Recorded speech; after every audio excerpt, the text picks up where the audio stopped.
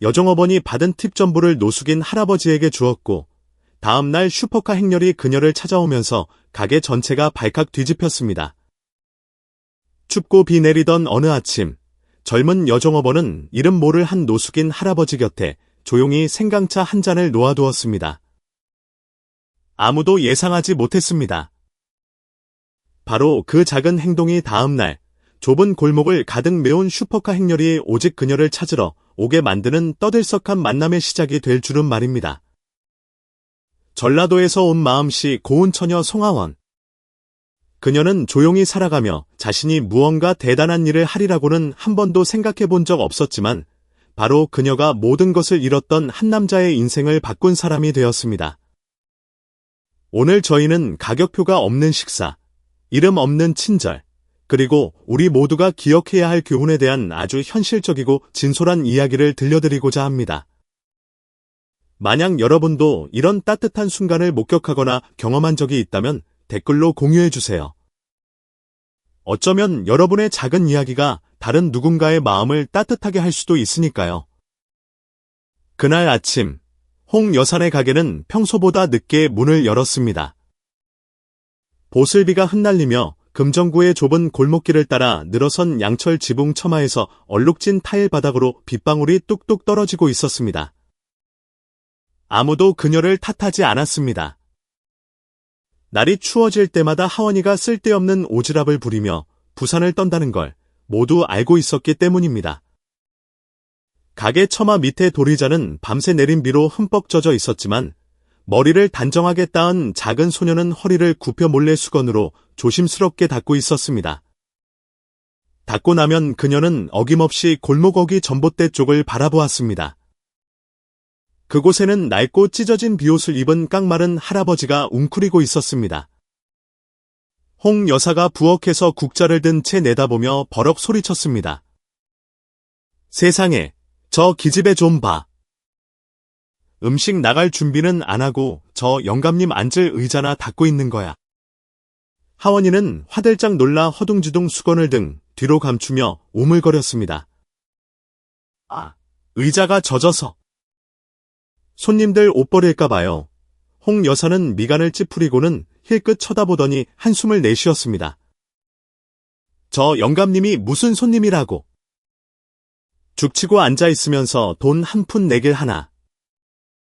밥을 먹나, 물을 마시나, 돌부처처럼 길거리만 쳐다보고 앉아있고, 사실 홍 여사도 속으로는 그가 누구에게 해를 끼치거나 구걸을 하지 않는다는 것을 잘 알았습니다.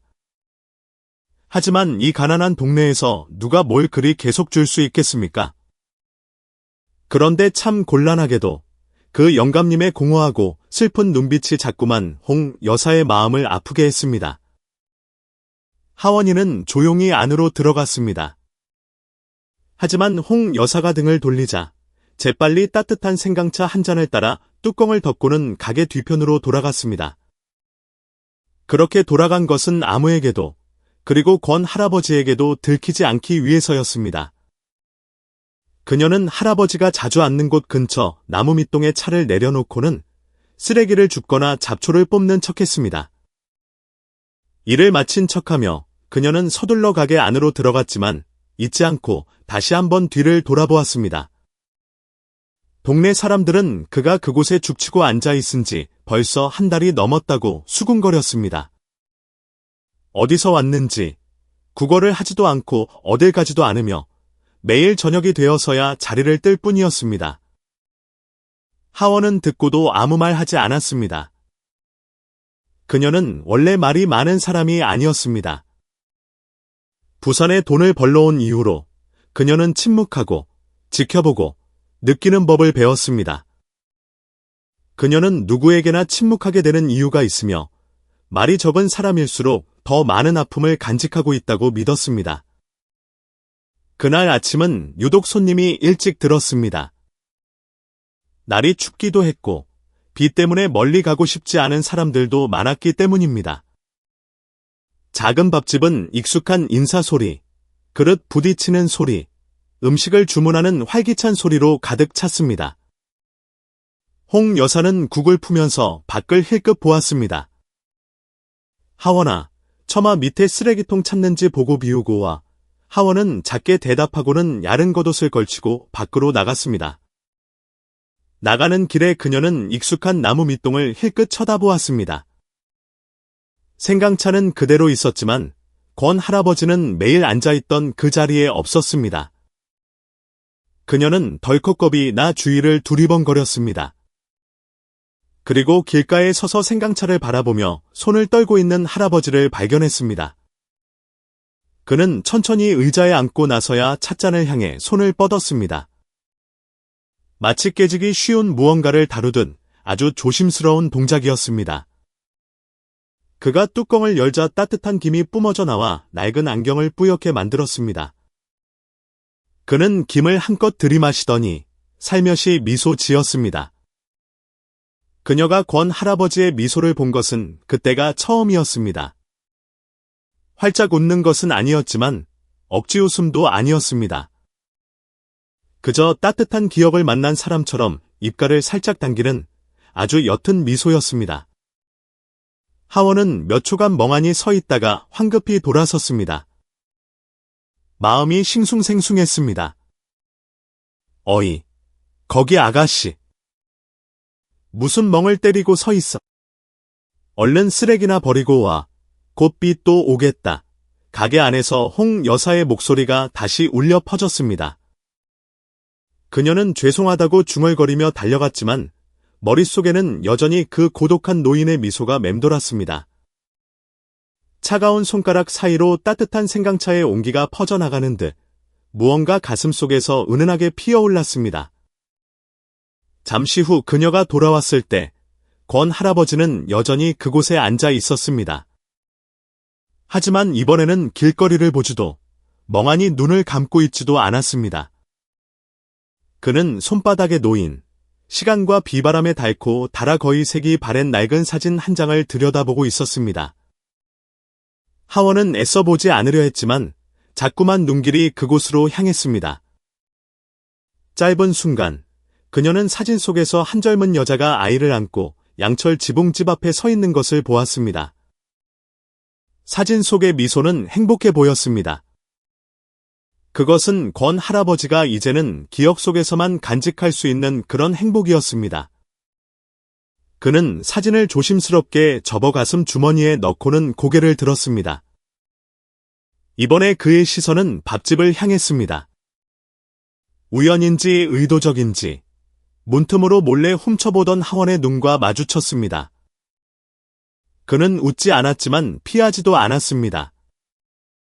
그저 멀리서 보내는 인사처럼 아주 가볍게 고개를 끄덕였습니다. 근처에 앉아있던 한 단골 손님이 그 모습을 보고 혀를 차며 홍 여사에게 말했습니다. 저 영감님 참 별나다니까. 국어를 하는 것도 아니고 누구랑 말을 섞는 것도 아니고 저렇게 꼼짝도 안 하고 한 달째 앉아 있잖아. 도대체 여길 왜 이렇게 죽치고 앉아 있는 거야? 홍 여사는 밥을 내어주며 투덜거렸습니다. 나도 모르지. 근데 저 기집애가 저 영감님한테 푹 빠졌으니 내가 아주 두 손 두 발 다 들었다니까. 하원은 얼굴이 빨개져 황급히 안으로 들어갔습니다.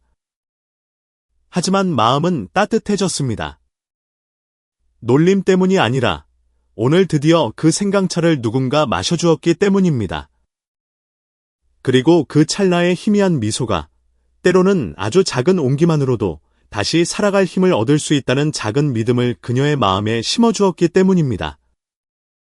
그리고 때로 친절함이란 요란하거나 거창할 필요가 없이 그저 비 내리는 아침 골목 끝 밥집에서 건넨 작은 생강차 한 잔일 수도 있습니다. 그날 점심, 바람이 멎었습니다. 잿빛 하늘이 좁은 골목 안집들에 뜨겁게 달아오른 양철 지붕을 무겁게 짓눌렀습니다. 바람 한 줄기조차 스치지 않았습니다. 5월 한낮의 무더위는 사람들로 하여금 그저 시원한 구석을 찾아 나무 그늘 아래 그림자처럼 가만히 숨고 싶게 만들었습니다. 하지만 권 할아버지는 여전히 그곳 골목 어귀 전봇대 옆원래 자리에 앉아 있었습니다. 손에는 오이 몇 조각 만든 마른 김밥이 들려 있었습니다. 그는 세게 주면 부스러질까봐 아주 조심스럽게 김밥을 쥐고 있었습니다. 그의 시선은 김밥을 향하지도 오가는 차들을 향하지도 않았습니다. 햇빛에 반사되어 색이 바랜 양철 지붕들이 있는 먼 곳을 향해 있었습니다. 하원은 가게 안에서 밖을 내다보며 마음이 조금 복잡해졌습니다.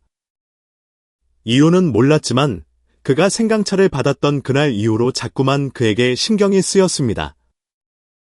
호기심 때문이 아니라 저렇게 가만히 앉아있는 모습 속에 아주 깊은 슬픔, 저녁 식사 후 남은 장작 연기 냄새처럼 소리 없는 슬픔이 배어 있었기 때문입니다. 오늘 점심은 손님이 많지 않았습니다. 홍 여사는 그 틈을 타 안으로 들어가 눈을 붙였습니다. 하원은 대충 가게를 정리하고 자신의 점심을 차렸습니다. 그녀는 부엌 한 구석에 앉아 작은 그릇 3개의 밥을 풀었습니다. 한 그릇은 저녁에 배고플 때를 대비해 덜어두었습니다. 또 다른 그릇은 손수건에 정성껏 싸서 권 할아버지에게 줄 몫으로 챙겼습니다. 남은 그릇이 그녀가 먹을 목이었습니다. 막밥을 차리고 숟가락을 들려던 참에 밖에서 작은 목소리가 들려왔습니다. 하원 언니, 저 밥 좀 주실 수 있어요. 하원이 고개를 돌리자 햇볕에 그을린 갈색 피부와 셔츠 아래로 홀쭉하게 들어간 배, 그리고 동그랗고 큰 눈이 보였습니다. 골목 어귀를 맴돌던 아이, 미나였습니다. 아이가 그녀를 부른 것은 처음이었습니다. 전에는 그저 멀찍이 서서 가게 안을 쭈뼛쭈뼛 쳐다보다가 가버리곤 했습니다.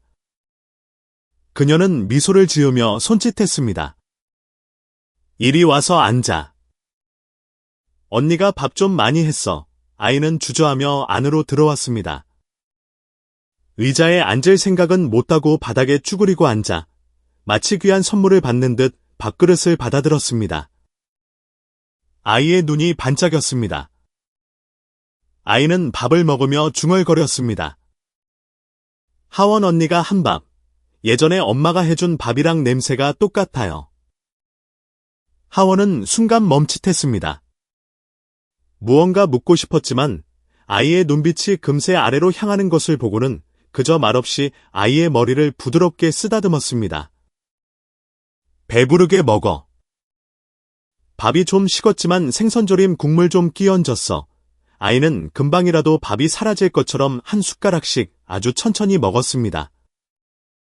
어쩌면 밥을 다 먹고 나면 다시 저 뜨거운 세상 밖으로 쫓겨날까봐 두려웠는지도 모릅니다. 하원은 아이를 바라보다가 불현듯 처마 밑을 힐끗 보았습니다. 권 할아버지는 여전히 그곳에 앉아 있었습니다. 그녀는 일어나 미리 싸둔 밥그릇을 들고 밖으로 나갔습니다. 차마 가까이 다가가지는 못하고 늘 그랬듯 나무 밑동에 밥그릇을 두고 안으로 들어왔습니다. 하지만 이번에는 권 할아버지가 고개를 들었습니다. 그는 바로 밥을 들지 않고 침묵이 흐르는 무거운 눈빛으로 그녀를 바라보았습니다. 그녀가 막가게 문턱을 넘어서려 할 때 마른 잎이 땅에 스치는 듯한 그의 목소리가 들렸습니다. 그 사람하고 참 닮았군. 하원은 걸음을 멈췄습니다. 그녀는 몸을 돌려 미간을 찌푸렸습니다. 그 사람이 누구신데요? 권 할아버지는 무언가를 망설이는 듯 한참 동안 그녀를 바라보았습니다. 그러고는 고개를 숙이며 희미하게 웃었습니다.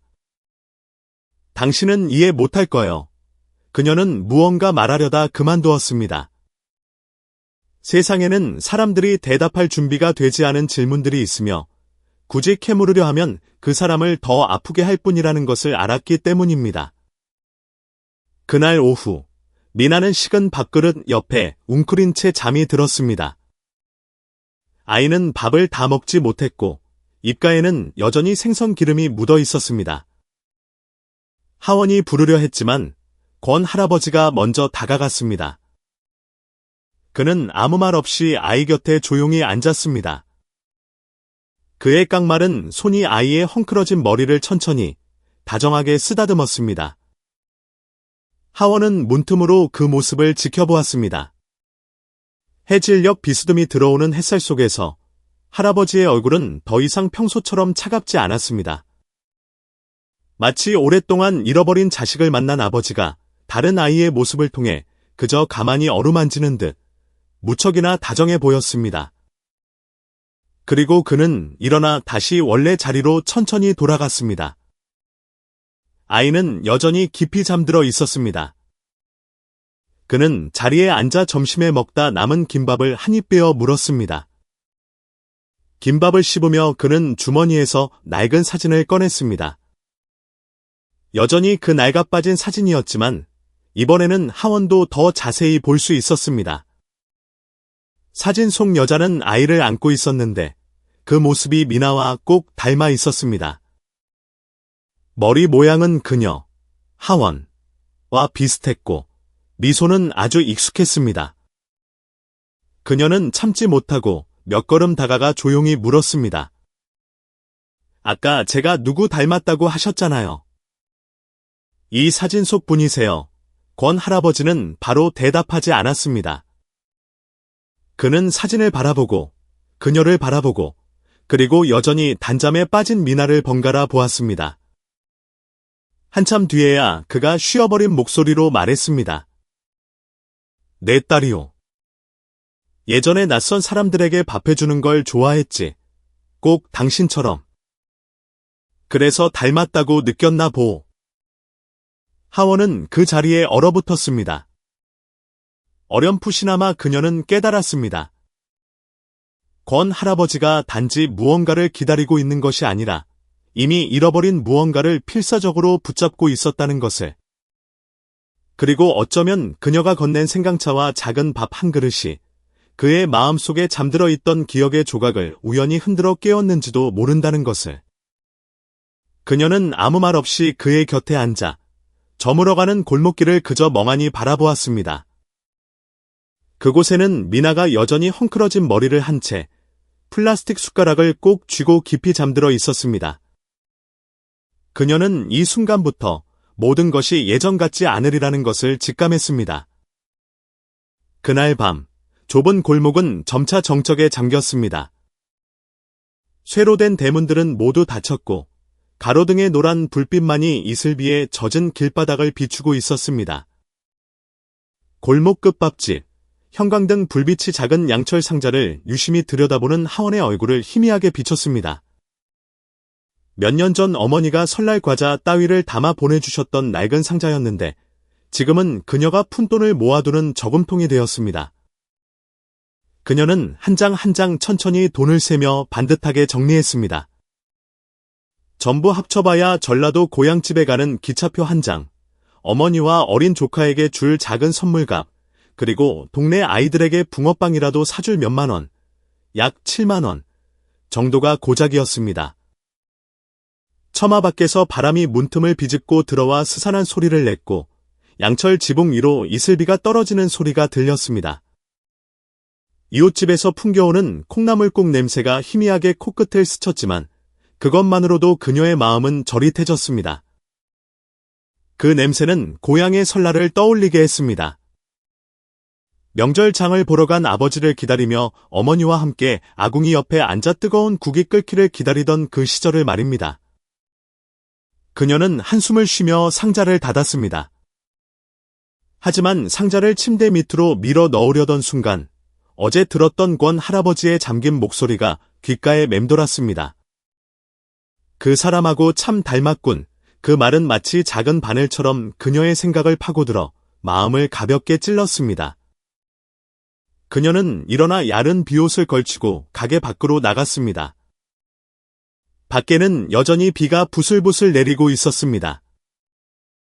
그녀는 길 끝에 있는 아직 따뜻한 음식을 파는 노점 몇 개가 남아있는 야시장을 향해 걸어갔습니다. 그녀는 밥집 가판대 앞에 서서 한참을 고민하다가 가장 맛있어 보이는 불고기 덮밥을 가리켰습니다. 가장자리가 살짝 그을리고 간장과 후추향이 물씬 풍기는 두툼한 고기였습니다. 그녀는 계란 프라이 하나와 김치 조금, 그리고 고기 국물을 좀 더 넉넉히 달라고 부탁했습니다. 그리고는 옆 가게에 들러 따끈한 찐빵 하나와 작은 차, 다 한 봉지를 샀습니다. 가지고 있던 푼돈을 거의 다 써버렸습니다. 약 4,000원. 손은 차가웠지만 심장은 이상하게 빨리 뛰었습니다. 돌아오는 길에 그녀는 작은 잡화점에 들러 작년 설날에 팔고 남은 붉은색 봉투 하나를 얻었습니다. 부엌 구석에서 그녀는 마른 손을 닦고 펜을 들어 작은 글씨를 서둘러 적어 넣고는 조심스럽게 봉투를 접었습니다. 따뜻한 저녁 식사 되세요. 이름도 적지 않았고 누가 알 필요도 없었습니다. 자정 가까이 되어 가게 불은 꺼졌습니다. 안방에서 홍 여사의 가벼운 코 고는 소리가 들려왔습니다. 하루 종일 생업에 시달린 이의 고단한 잠이었습니다. 하원은 조용히 문을 열고 밖으로 나갔습니다. 권 할아버지는 여전히 그곳 익숙한 전봇대 옆 작은 처마 밑에 앉아 있었습니다. 그는 벽에 등을 기댄 채 두 팔을 가슴에 안고 고개를 살짝 숙이고 있었습니다. 희미한 불빛 아래 그의 얼굴은 고달프고 지쳐 보였습니다. 그녀는 조용히 다가가 그 고독한 이의 온기가 배어 익숙해진 돌의자 위에 작은 봉지를 내려놓았습니다.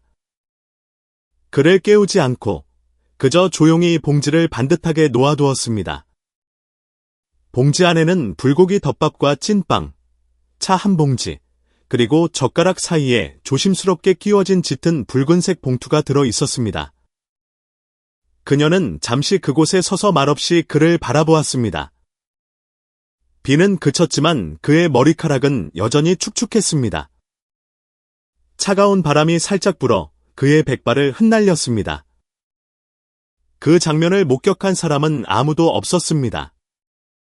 박수 소리도, 칭찬도, 지켜보는 시선도 없었습니다.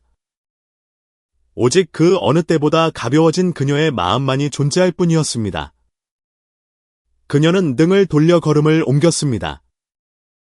며칠 동안 지고 있던 무거운 짐을 내려놓은 듯 발걸음이 가벼웠습니다. 하지만 골목 어귀에 다다랐을 때 그녀는 자기도 모르게 다시 한번 뒤를 돌아보았습니다.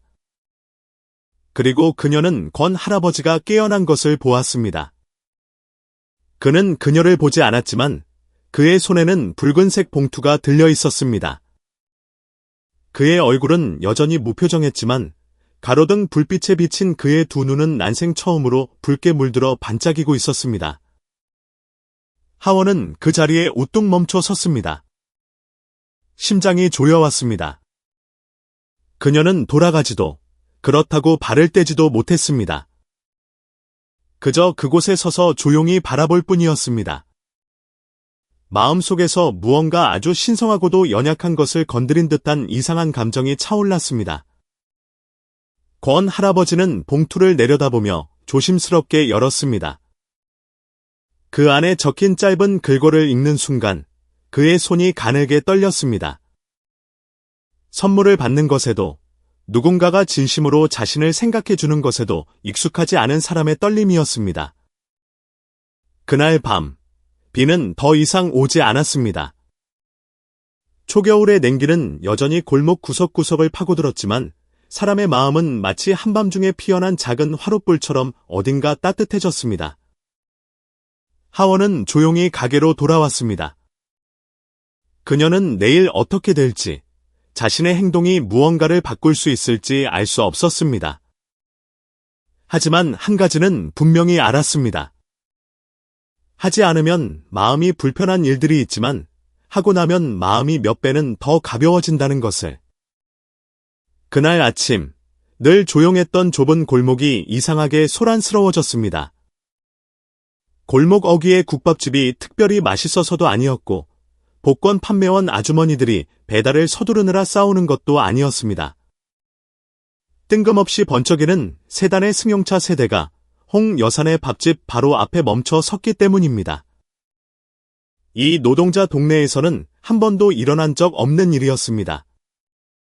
사람들이 우르르 몰려나왔고 어떤 사람은 아예 의자를 들고 나와 앉아 해바라기 씨를 까먹으며 세대의 차에서 눈을 떼지 못했습니다. 아이들은 소리를 지르며 주위를 뛰어다녔습니다. 나이 지긋한 어르신들은 함께 모여 수군거렸습니다. 세상에. 진짜 누가 로또라도 맞았나 봐. 경찰 아니야. 저렇게 좋은 차는 부자들이나 타는 거지. 근데 희한하네. 하필 홍 여사네 가게 앞에 서다니. 가게 안에서 하원은 고등어를 굽느라 여념이 없었습니다.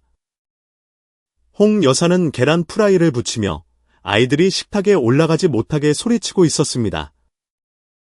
모두가 바쁘게 움직이던 그때 문을 가볍게 두드리는 소리가 났습니다. 키가 크고 점잖은 회색 정장을 입은 한 남자가 가게 앞에 서 있었습니다.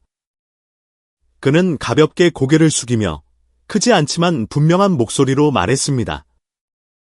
실례합니다만 이곳의 송하원 씨가 누구신가요? 가게 안의 모든 것이 순간 멈췄습니다. 홍 여사는 눈을 가늘게 뜨고 밖을 쳐다보더니 하원을 돌아보며 놀란 듯 말했습니다. 하원아, 나가봐라. 너 찾는 사람 같은데? 하원은 앞치마에 손을 닦으며 주저하며 밖으로 나갔습니다. 그녀 앞에는 30대 중반쯤 되어 보이는 지적인 얼굴을 했지만 긴장과 감동이 뒤섞인 눈빛을 한 남자가 서 있었습니다. 그는 천천히 고개를 숙이며 말했습니다. 감사합니다. 어젯밤 제 아버지께 저녁을 주셔서요. 그 말이 끝나자마자 가게 안은 물을 끼얹은 듯 조용해졌습니다. 숟가락과 젓가락 부딪히는 소리가 멈췄고 밥을 먹던 손님들도 모두 고개를 돌려 쳐다보았습니다. 아무도 말을 하지 않았습니다. 동네에서 가장 잔소리가 심한 홍 여사조차 입을 다물었습니다. 하원은 그 자리에 얼어붙은 채 두 손을 마주 잡았습니다. 그녀는 무슨 말인지 도무지 이해할 수 없었습니다. 그녀는 남자와 그 뒤에 서 있는 세 대의 차를 번갈아 보았습니다. 무언가 일상의 범주를 벗어난 일이 일어났음을 직감한 듯 심장이 비정상적으로 빠르게 뛰었습니다. 죄송한데. 아버님이라니. 그게 정장을 입은 남자. 권지혁은 고개를 끄덕이며 눈시울을 붉혔습니다. 골목 어귀에 앉아 계시던 노인분이십니다. 어젯밤 당신이 밥과 붉은 봉투를 두고 가셨던 그분이요. 하원은 망연자실했습니다.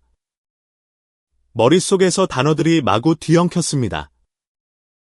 그녀는 권 할아버지가 늘 앉아있던 전봇대 쪽을 바라보았습니다. 도리자는 비어 있었고 처마는 여전히 축축했지만 그는 더 이상 그곳에 없었습니다. 차 쪽에서 한 남자가 우산을 받쳐들고 회색 스웨터를 걸친 자그마한 노인과 함께 내렸습니다. 하원은 바로 알아봤습니다. 권 할아버지였습니다. 하지만 오늘의 그는 완전히 달라 보였습니다. 머리는 단정하게 빗어 넘겼고 옷차림은 깔끔했으며 걸음걸이는 느렸지만 더 이상 며칠 전의 노숙인 같은 모습이 아니었습니다. 그녀가 입을 떼기도 전에 수군거리는 소리가 불길처럼 번져나갔습니다. 세상에, 저 영감님이었어. 진짜 저 사람 아버지라고. 진짜야. 가게 앞에서 한 달 내내 앉아 있었는데, 근데 왜 이제 와서 나타난 거야? 홍 여사가 나직하게 쏘아붙였습니다. 다들 목소리 좀 낮춰요. 저분들 지금 심각하잖아. 오버하지 말고. 지혁은 아버지를 돌아보았습니다. 권 할아버지는 아주 작게 고개를 끄덕였습니다. 지혁이 말을 이었습니다. 어젯밤 아버지께서 제게 모든 것을 말씀해 주셨습니다. 전부 다 말씀하시진 않았지만 몇 년 만에 처음으로 제게 먼저 전화를 거셨어요. 단지 이것 하나를 물으시려고요. 아들아. 혹시 내 어릴 적 엄마와 함께 찍은 사진 아직 가지고 있니? 저는 아버지께서 중요한 기억의 일부를 되찾으셨다는 것을 알았습니다. 그의 목소리가 메었다가 잠시 후에야 말을 이었습니다. 그리고 바로 그 밥 한 끼와 그 축하의 말이 아버지의 마음을 열게 했습니다. 하원은 여전히 입술만 달싹인 채 가만히 서 있었습니다. 심장이 격렬하게 뛰는 것이 느껴졌습니다. 당황스럽기도 하고 감동적이기도 했습니다. 한밤중의 작은 행동, 이름 모를 밥 한 끼와 붉은 봉투 하나가 그렇게나 큰 무언가를 건드리게 될 줄은 꿈에도 몰랐습니다.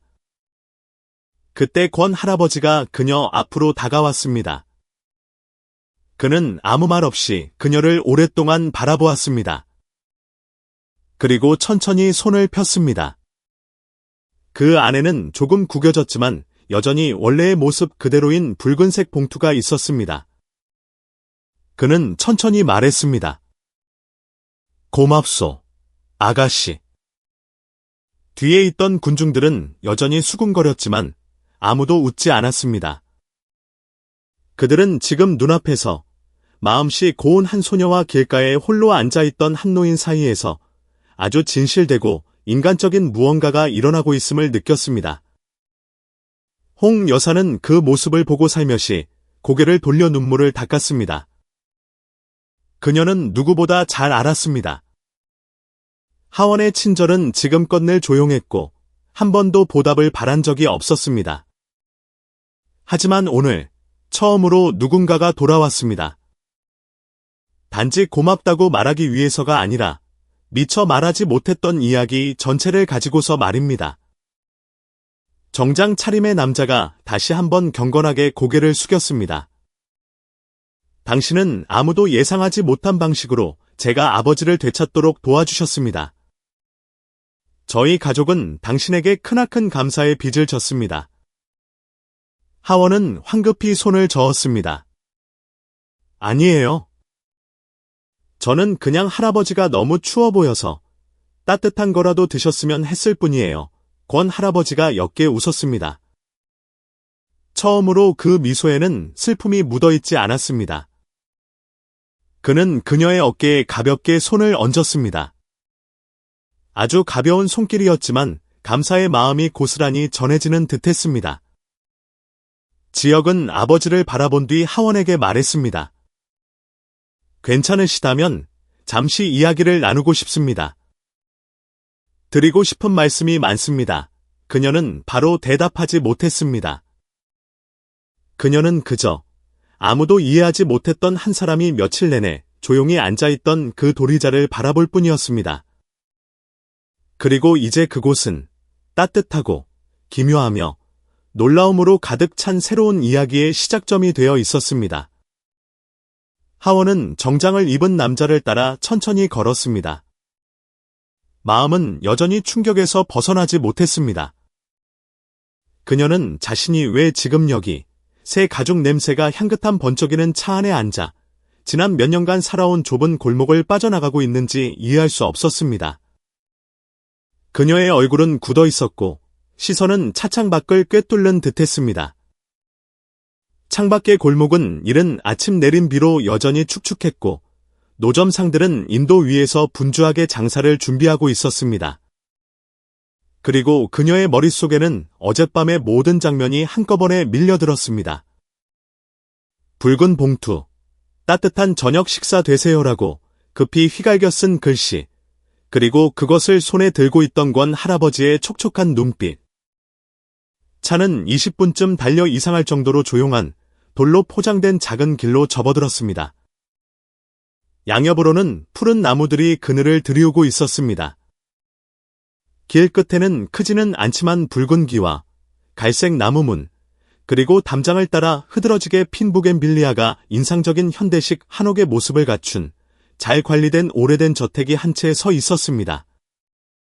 흰 셔츠 차림에 풍채 좋은 중년 남자가 나와 차 문을 열었습니다. 지역이 부드럽게 말했습니다. 아버지가 잠시 머무시는 곳입니다.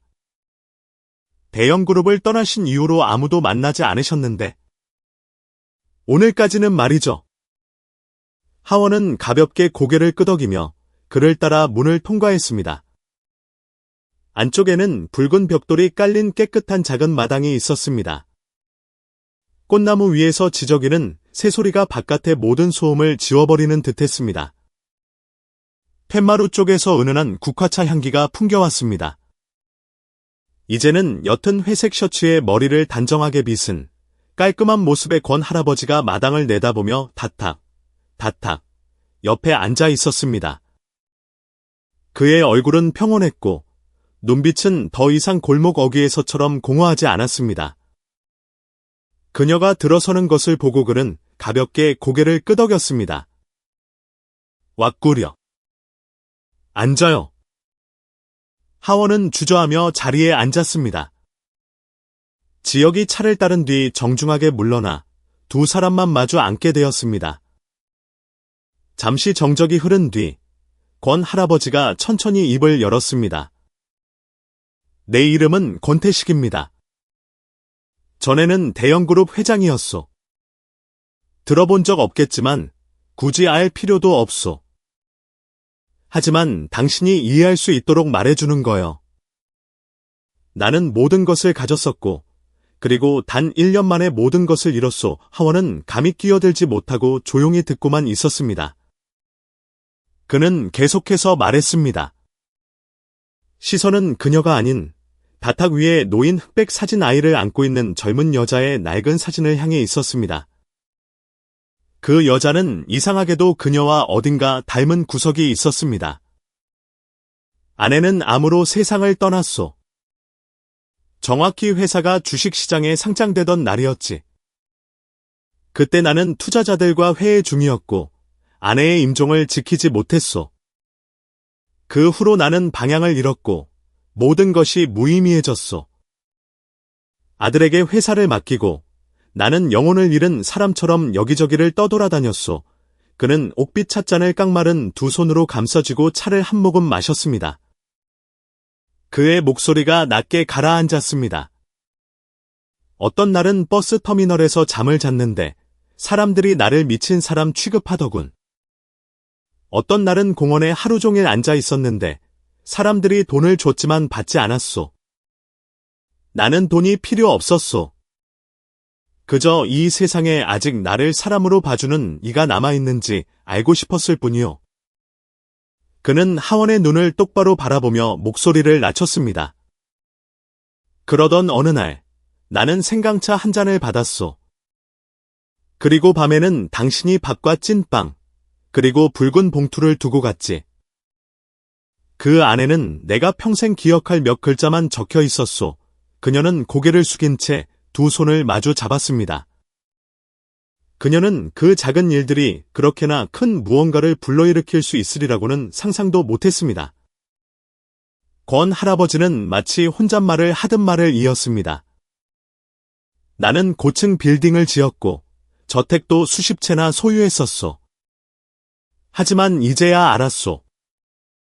따뜻한 처마 하나가 그 모든 것보다 더 귀하다는 것을. 가벼운 바람이 불어 마른 잎사귀 하나가 벽돌 마당 위에서 맴돌았습니다. 새소리는 여전히 지적이었지만 하원의 마음은 무겁게 가라앉았습니다. 그녀는 그가 동정을 얻기 위해 이 이야기를 하는 것이 아니라 오랫동안 잃어버렸던 무언가를 되찾았음을 그녀에게 말하고 싶어 한다는 것을 이해했습니다. 그는 한참 동안 그녀를 바라보다가 말했습니다. 당신 덕분에 내가 여전히 사람이라는 것을 느꼈소. 나를 심판하거나 동정하거나 의심하는 눈초리가 아니라 그저 믿음이 담긴 눈으로 봐주었소. 진실한 시선이었지. 내가 아직 이름 없는 엔지니어에 불과했을 때 내 아내가 나를 바라보던 바로 그 시선 말이오. 그 말을 듣는 그녀의 눈시울이 뜨거워졌습니다.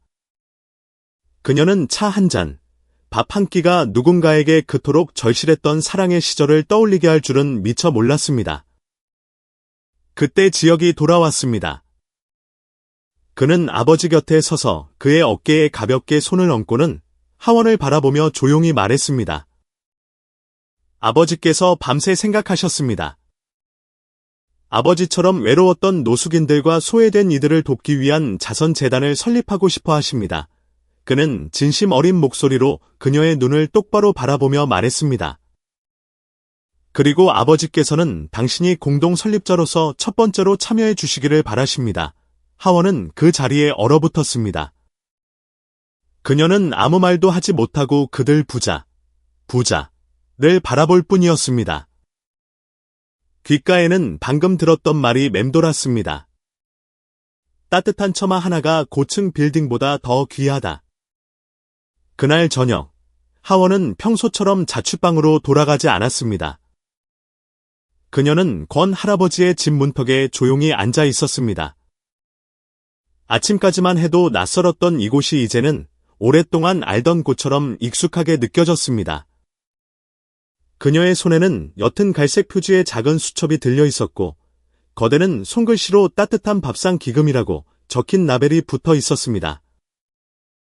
작은 서재 안에서는 종이 넘기는 소리, 계획서 위에 펜으로 줄을 긋는 소리, 그리고 자신이 한때는 큰 꿈을 꾸었지만 가장 단순한 것들을 잊고 살았던 지난 날들에 대해 권 할아버지가 천천히 이야기하는 소리가 들려왔습니다. 방은 그가 예전에 머물렀던 곳들처럼 호화롭지는 않았지만 깨끗하고 단정했습니다. 낡은 목재 책상 위에는 붉은 펜으로 빽빽하게 수정된 계획서와 누구든 이름을 묻거나 사연을 말할 필요 없이 따뜻한 밥 한 끼를 먹고 갈 수 있는 무료 급식소의 초안 설계도가 펼쳐져 있었습니다. 권 할아버지가 책상 위를 가볍게 두드렸습니다. 첫 번째 식당 이름은 처마 및 식당이라고 하고 싶소. 때로 사람들은 집 이전에 기댈 수 있는 처마가 먼저 필요하다는 것을 나에게 일깨워주기 위해서요. 지역이 고개를 끄덕이며 흥분된 목소리로 말했습니다. 그럼 하원 씨가 일하던 곳, 홍 여사님 가게부터 시작하는 건 어때요? 하원이 고개를 들었습니다. 조금 놀란 듯했습니다. 거긴 아주 좁은데요. 오히려 좋아요. 아담하고 시험해 보기도 쉽고 무엇보다 노동자분들과 가장 가깝잖아요. 그가 그녀를 믿음이 담긴 눈으로 바라보며 대답했습니다. 그녀는 몇 초간 침묵하다가 고개를 끄덕였습니다. 잠시 후 하원은 휴대폰을 꺼내 홍 여사의 번호를 눌렀습니다. 심장이 빠르게 뛰었습니다. 홍 여사가 특히 돈이 되지 않는 일에는 쉽게 설득당하지 않을 사람이라는 것을 알았기 때문입니다. 수화기 너머로 한참 동안 신호음이 울리고 나서야 전화를 받는 소리가 들렸습니다. 홍 여사의 목소리는 여느 때처럼 우렁차고 약간의 의심이 섞여 있었습니다. 웬일로 이리 늦게 전화야? 무슨 일 있어? 이 기집애야. 하원은 마른 침을 삼키고는 차분하게 설명을 시작했습니다. 권 할아버지의 이야기부터 기금에 대한 이야기, 그리고 마지막으로 노숙인들, 복권 파는 분들, 돈 없이 한 끼가 절실한 사람들을 위해 매일 점심마다 홍 여사의 주방을 빌려 밥을 짓고 싶다는 계획까지. 그녀의 말이 채 끝나기도 전에 수화기 저편에서 고함이 터져 나왔습니다. 세상에! 다짜고짜 자선 사업을 하겠다고. 너 하루에 시장 보는데 돈이 얼마나 드는지 알기나 해. 그럼 누가 요리하고, 누가 치우는데? 그 밥은 누가 먹고, 누가 책임질 건데? 변호사는 구했어. 의사는, 하원은 쓴웃음을 지으며 작게 말했습니다. 저 혼자 하는 거 아니에요, 이모. 권 할아버지도 계시고, 지역 씨도 있어요. 음식 재료는 저희가 어떻게든 마련할게요. 저는 그냥 딱 한 달만 이모 주방을 빌리고 싶어요. 만약 한 달 뒤에도 제가 아무도 먹여 살리지 못하고, 아무도 밥 먹으러 오지 않고, 아무도 도와주지 않으면, 그럼 제가 깨끗하게 다 치우고 원래대로 돌려놓을게요. 이모 절대 폐 안 끼칠게요. 전화기 저편이 조용해졌습니다. 하원은 방 안의 시계가 똑딱거리는 소리를 선명하게 들었습니다. 심장이 세차게 뛰었고 휴대폰을 쥔 손에 힘이 들어갔으며 입술을 굳게 다물었습니다. 1분, 2분. 그리고 평소보다 낮아졌지만 한 글자 한 글자 분명한 홍 여사의 목소리가 들려왔습니다. 딱 한 달이다. 우리 하원이 남들한테 이용당하는 꼴은 내가 못 보니까 하원은 울먹이며 웃었고 연신 고맙다고 말했습니다. 그녀는 목소리가 저렇게 억세도 홍 여사가 자신을 무척 아낀다는 것을 알았습니다. 그저 진심을 보여주기만 하면 마음이 약해지는 분이었습니다. 전화를 끊고 그녀는 잠시 더 앉아 있었습니다. 연말의 부산 밤 공기가 쌀쌀했습니다. 그녀는 펜을 꺼내 작은 수첩을 펴고 따뜻한 밥상 기금이라는 제목 아래 첫 줄을 쓰기 시작했습니다. 첫 번째 동행자들의 이름이 적혔습니다. 권태식, 발기인, 권지혁, 재정조정, 그리고 바로 그녀 자신, 첫 번째 주방 책임자. 그녀는 페이지 귀퉁이에 방금 생각해낸 문구를 적은 작은 포스트잇을 붙였습니다. 속이 든든해야 마음도 가벼워진다. 단순해 보이는 문장이었지만 왠지 모르게 마음이 따뜻해졌습니다. 방 안에서 권 할아버지는 문턱에 조용히 앉아 여전히 수첩을 꼭 쥔 채 앉아있는 작은 소녀를 바라보며 미소 지었습니다. 지혁도 창가에 서서 아버지에게 차를 건넸습니다. 아버지, 저 아가씨가 해낼 거라고 믿으세요. 권 할아버지가 천천히 고개를 끄덕였습니다. 사람이란 자기가 왜 그 일을 하는지만 분명히 안다면 어떻게든 해낼 방법을 찾기 마련이란다. 그날 밤, 홍 여사네 가게는 자신들이 곧 자선 시스템의 첫 번째 무료 급식소가 되리라는 것을 까맣게 모르고 있었습니다. 홍 여사 역시 자신의 일상적인 잔소리가 곧 사람들로 붐비게 될 주방에서 가장 정겨운 소리가 될 줄은 몰랐습니다. 그리고 하원은 묵묵히 식당 일을 돕던 한 소녀에서 이제 또 다른 여정을 시작하게 되었습니다. 그것은 권 할아버지처럼 과거를 되찾는 여정도, 지역처럼 가족을 다시 잇는 여정도 아니었습니다. 그것은 바로 든든한 밥 한 끼에서 시작되는 미래를 열어가는 여정이었습니다. 홍 여사네 가게 앞에 새로 세워진 간판은 이 동네의 그 어떤 간판과도 달랐습니다. 메뉴 이름도, 가격도, 눈길을 끄는 사진도 없었습니다. 낡은 나무판 위에 흰 분필로 쓴 단 한 줄의 문장만이 적혀 있었습니다. 점심 식사, 정해진 가격 없음. 필요하면 드시고, 여유되면 보태주세요. 금정구의 한낮 햇살 아래, 그 문장은 마치 기이한 현상처럼 보였습니다. 지나가는 사람들이 멈춰 서서 글을 읽었습니다. 어떤 사람은 눈을 가늘게 뜨고 가게 안을 쳐다봤고, 어떤 사람은 고개를 저으며 그냥 지나갔으며, 또 어떤 사람은 한참을 서서 움직이지 않았습니다. 하원은 부엌 안에서 밖을 내다보며 향긋한 냄새를 풍기는 고등어조림 냄비를 계속 젓고 있었습니다. 이마에는 땀이 송골송골 맺혔지만 마음은 파도를 기다리는 잔잔한 수면처럼 고요했습니다. 오늘은 처마 및 식당이 공식적으로 문을 여는 첫날이었습니다.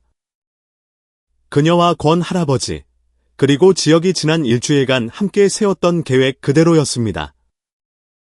밥집은 달라져 있었습니다. 테이블들은 유자 형태로 재배치되었고 그 가운데에는 밥솥, 국솥, 볶음 채소 접시, 생선구이 팬, 그리고 김치와 생강 간장을 담은 여러 개의 쟁반이 놓여 있었습니다. 모든 준비는 끝났고 이제 손님들이 오기만을 기다리고 있었습니다. 미나는 오늘 깨끗한 티셔츠를 입고 하원이 묶어준 깔끔한 머리를 한 채 가게 구석에서 열심히 그릇을 닦고 있었습니다. 누군가 들어올 때마다 아이는 달려가 작은 목소리로 인사했습니다. 저, 아저씨, 아주머니, 밥 드시고 가실래요? 처음엔 사람들은 각기 다른 감정을 안고 가게로 들어섰습니다. 어떤 사람은 쫓겨날까봐 두려운 듯 주위를 살피며 조용히 머뭇거리며 들어왔습니다. 어떤 사람들은 복권이나 고물을 파는 이들로 보이는 손발이 더럽고 잔뜩 경계하는 표정으로 무리지어 들어왔습니다. 한 배달 기사가 조용히 물었습니다. 저기, 진짜 먹어도 돼? 진짜로 돈 안 받아요. 하원이 미소 지었습니다. 네, 여유 있으시면 보태주시고, 없으시면 우선 든든하게 드세요. 기사 아저씨는 몇 초간 멍하니 서 있다가 머리를 극적이며 허 웃었습니다. 그럼 저 밥 한 접시만 주세요. 고마워요. 오늘 날씨 엄청 덥네요. 하지만 모두가 그렇게 호의적인 것은 아니었습니다. 몇몇 사람들은 들어왔다가 도로 나가면서 중얼거렸습니다. 저런 건 다 SNS에 올리려고 쇼하는 거지. 요새 누가 공짜로 밥을 계속 줘. 흰 셔츠를 입은 한 중년 남자는 가게에 들어와 팔짱을 낀 채 주방에서 일하는 사람부터 손님들, 그리고 보태주실 분은 여기에라고 쓰인 안내판 옆에 놓인 작은 나무 상자까지 샅샅이 훑어보았습니다. 그는 고개를 저으며 가게 안 모두에게 들릴 만큼 큰 소리로 말했습니다. 내가 진짜 충고하는데 이런 식으로 하면 이용만 당하기 십상이요. 내일 모레면 노숙자들이 때로 몰려와서 먹어댈 텐데 누가 감당하려고. 가게 안의 공기가 무겁게 가라앉았습니다. 방금 밥을 한 숟갈 뜬 몇몇 사람들이 동작을 멈추고 하원의 눈치를 살폈습니다. 그녀는 아무 말도 하지 않았습니다. 미나도 그릇 닦는 것을 멈추고 그녀에게 다가와 속삭였습니다. 언니, 속상해하지 마. 하원은 아이와 스스로를 동시에 다독이려는 듯 희미하게 미소 지었습니다. 바로 그때 70대로 보이는 머리가 희끗희끗하고 몸집이 작은 할머니 한 분이 지팡이를 짚고 들어섰습니다. 할머니는 낡은 무명옷을 입고 있었고 손에는 달아빠진 비닐봉지를 들고 있었습니다. 할머니는 밥상을 한참 바라보다가 하원을 향해 돌아섰습니다. 아가씨, 나 돈은 없는데 정말 염치 없지만 밥 좀 먹을 수 있을까? 가게 안은 순간 정적이 흘렀습니다. 아까 그 흰 셔츠의 남자조차 입을 다물었습니다. 하원이 다가가 할머니를 의자에 부축해 앉혔습니다. 그럼요, 할머니. 앉으세요. 밥 드시고 국도 좀 드세요. 오늘 콩나물국 끓였는데 달콤하니 맛있어요. 할머니는 눈시울이 붉어진 채 울먹이며 웃었습니다. 입술을 떨며 겨우 말했습니다. 오랜만에. 정말 오랜만에 따뜻한 밥을 먹어보네. 아무도 더 이상 말을 잇지 못했습니다. 시끄럽던 작은 가게 안이 이상하게 조용해졌습니다. 슬픈 적막이 아니라 모두가 진심이 담긴 밥 한 끼가 그 어떤 말보다 귀하다는 것을 깨달은 듯한 감동으로 가득 찬 고요함이었습니다. 몇 분 후, 지적으로 보이는 옅은 파란색 셔츠를 입은 한 남자가 들어왔습니다. 그는 밥을 먹지는 않고 잠시 사람들을 지켜보다가 가게 구석에 있는 작은 나무 상자로 조용히 다가갔습니다. 그는 지갑에서 5만 원권 지폐 한 장을 꺼내 상자에 넣었습니다. 하원이 그쪽을 바라보자 그는 가볍게 웃으며 말했습니다. 저는 한 접시 먹은 셈 칠게요. 나머지는 다음 분을 위해서입니다. 그녀는 목이 메어 아무 말도 하지 못하고 그저 깊이 고개를 숙였습니다. 그날 점심, 가격표 없는 밥집은 거의 50인분의 식사를 대접했습니다. 적게 보태는 사람도, 많이 보태는 사람도 있었고, 어떤 사람은 아무것도 내지 않고 그저 감사하다는 말이나 미소만을 남기고 갔습니다. 한 복권 파는 꼬마 아이는 미나의 손에 생강사탕 하나를 쥐어주며 말했습니다.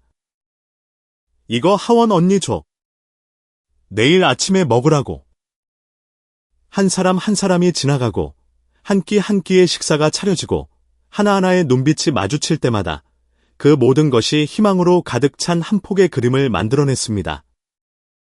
저녁이 되어 뒷정리를 마친 하원은 나무 의자에 주저앉아 벽에 기댄 채 먼지 묻어 희미해진 간판을 바라보았습니다. 피곤하지 않았습니다. 그저 뭐라 이름 붙이기 어려운 감정으로 마음이 가득 찰 뿐이었습니다. 미나가 달려와 그녀에게 작은 종이 조각을 건넸습니다. 테이블에 붙어있던 메모지였는데 누군가 볼펜으로 글씨를 남겨놓았습니다. 먹을 수 있게, 그리고 믿을 수 있게 해주셔서 감사합니다. 하원은 그 글씨를 가만히 쓰다듬었습니다. 바람이 불 때마다 오늘 저녁 끓였던 콩나물국 냄새가 주방 구석에서 풍겨왔습니다. 주방벽에 그녀가 어제 붙여둔 가장자리가 열기에 살짝 말려 올라간 쪽지가 여전히 붙어 있었습니다. 속이 든든해야 마음도 가벼워진다. 그리고 오늘 그녀의 마음은 정말 가벼웠습니다. 부산의 밤은 하원이 생각했던 것보다 더 고요했습니다. 바람은 멎었습니다. 노란 가로등 불빛이 작은 창문 틈으로 새어 들어와 그녀의 10제곱미터, 약 3평, 남짓한 자취방을 비췄습니다. 벽에 구석구석, 얼룩 자국 하나, 낡은 옷걸이 하나까지도 숨결처럼 익숙한 공간이었습니다. 하원은 얇은 매트리스 위에 옆으로 누워 팔베개를 한 채 천장을 멍하니 바라보고 있었습니다. 마음이 텅 빈 것 같았습니다. 피곤해서라기보다는 너무 많은 일이 한꺼번에 몰아쳤기 때문이었습니다. 그녀가 막 잠이 들려던 찰나 전화벨이 울렸습니다. 남동생이었습니다. 누나! 누나 텔레비전에 나왔어. 그녀는 벌떡 일어나 앉았습니다. 뭐가 나와? 진짜라니까. 우리 동네 지방 방송국에서 뉴스 다시 보여주는데 누나랑 그 가격표 없는 식당인가 뭔가 나왔어. 아랫동네 아줌마들이 거머. 쟤 내가 아는 애잖아. 아랫동네 살던 애. 하면서 난리야. 학교 애들도 우리 누나 유명한 사람이냐고 물어봐. 하원은 어이가 없기도 하고 걱정이 되기도 했습니다. 텔레비전에 나올 거라고는 상상도 못했고 칭찬이든 비난이든 자기 이름이 사람들 입에 오르내리는 것을 원치 않았습니다. 그녀는 웃었지만 목소리는 여전히 낮았습니다. 그냥 밥 좀 했을 뿐인데 전화를 끊고 그녀는 휴대폰을 열어 SNS를 훑어보았습니다. 정말로 누군가가 가격표 없는 식당에 대한 글을 올려놓았습니다. 댓글창에는 너무 감동적이에요. 하원 씨 같은 분들이 더 많아져야 해요. 라는 칭찬도 있었고 다 보여주기 식이지. 요즘 불쌍한 척해서 동정 얻으려는 사람들 많잖아 라는 비난도 있었습니다. 심지어 곧 유튜브 채널 파서 돈 벌겠네라는 악의적인 댓글도 있었습니다. 그녀는 화면을 끄고 휴대폰을 작은 나무 책상 위에 뒤집어 놓았습니다. 잠시 앉아있던 그녀는 손을 뻗어세기 바랜 파란색 표지 수첩을 집어들고 빈 페이지를 펼쳐 펜으로 무언가를 휘갈겨 썼습니다. 송하원, 너는 큰 꿈 같은 거 없었잖아. 넌 그냥 밥을 짓고 싶었을 뿐이잖아. 그녀는 쓰다가 멈추고 지웠다가 다시 쓰기를 반복했습니다. 한 글자 한 글자가 머릿속에 복잡한 감정들을 따라 흘러가는 듯했습니다. 지금 내가 잘하고 있는 걸까? 혹시 부족하지는 않을까? 오해받는 것이 두려웠습니다.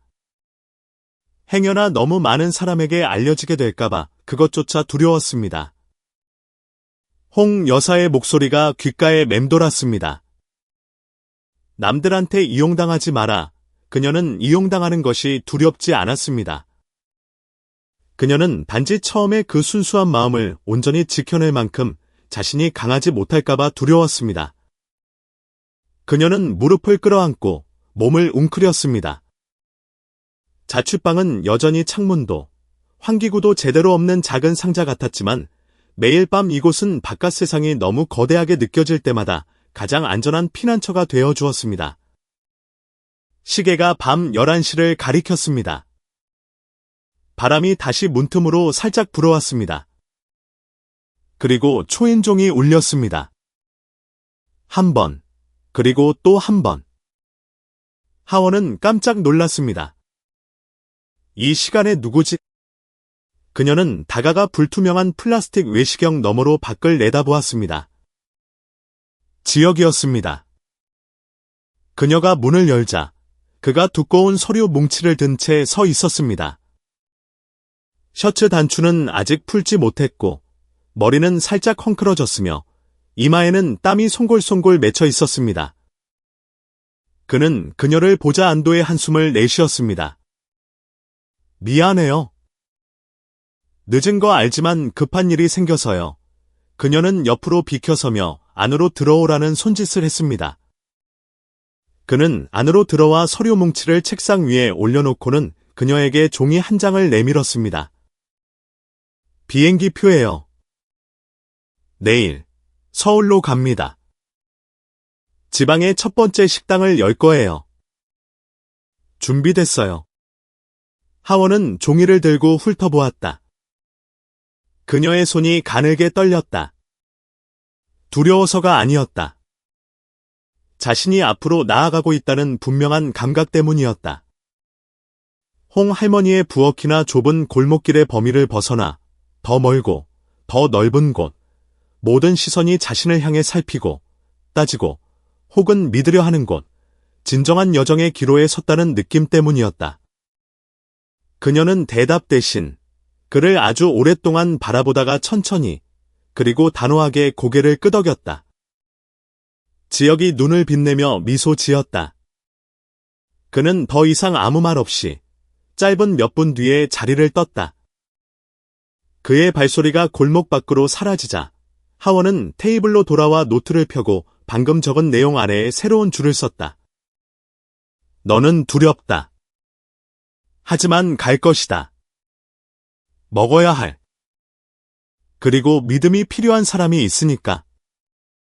그날 밤, 무더웠던 하루가 지나고 부산의 밤하늘은 한결 부드러워졌다. 허름한 자취방 안, 작은 소녀는 처음으로 깨달았다.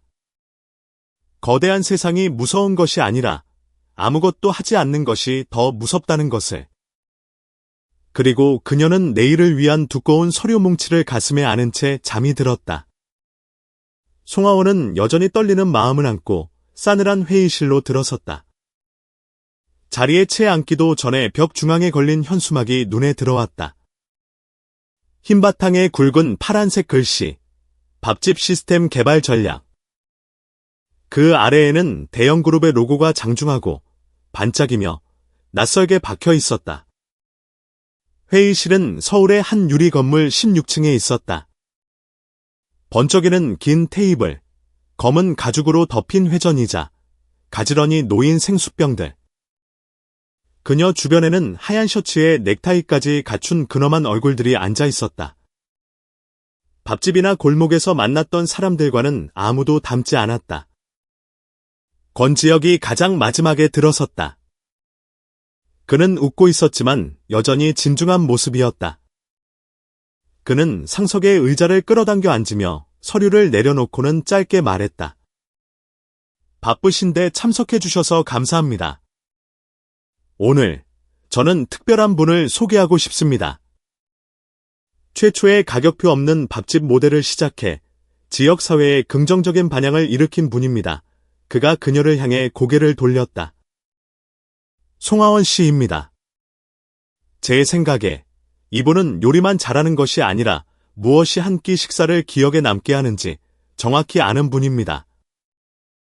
회의실에서 가벼운 박수와 몇 번의 고갯짓이 나왔지만 모두가 신뢰하는 분위기는 아니었다. 기획팀 강 팀장이 팔짱을 끼고 책상을 짚으며 싸늘한 목소리로 물었다. 실례지만 이전에 어떤 모델을 운영해 본 경험이 있으신지. 이력이 너무 부족한 건 아닙니까?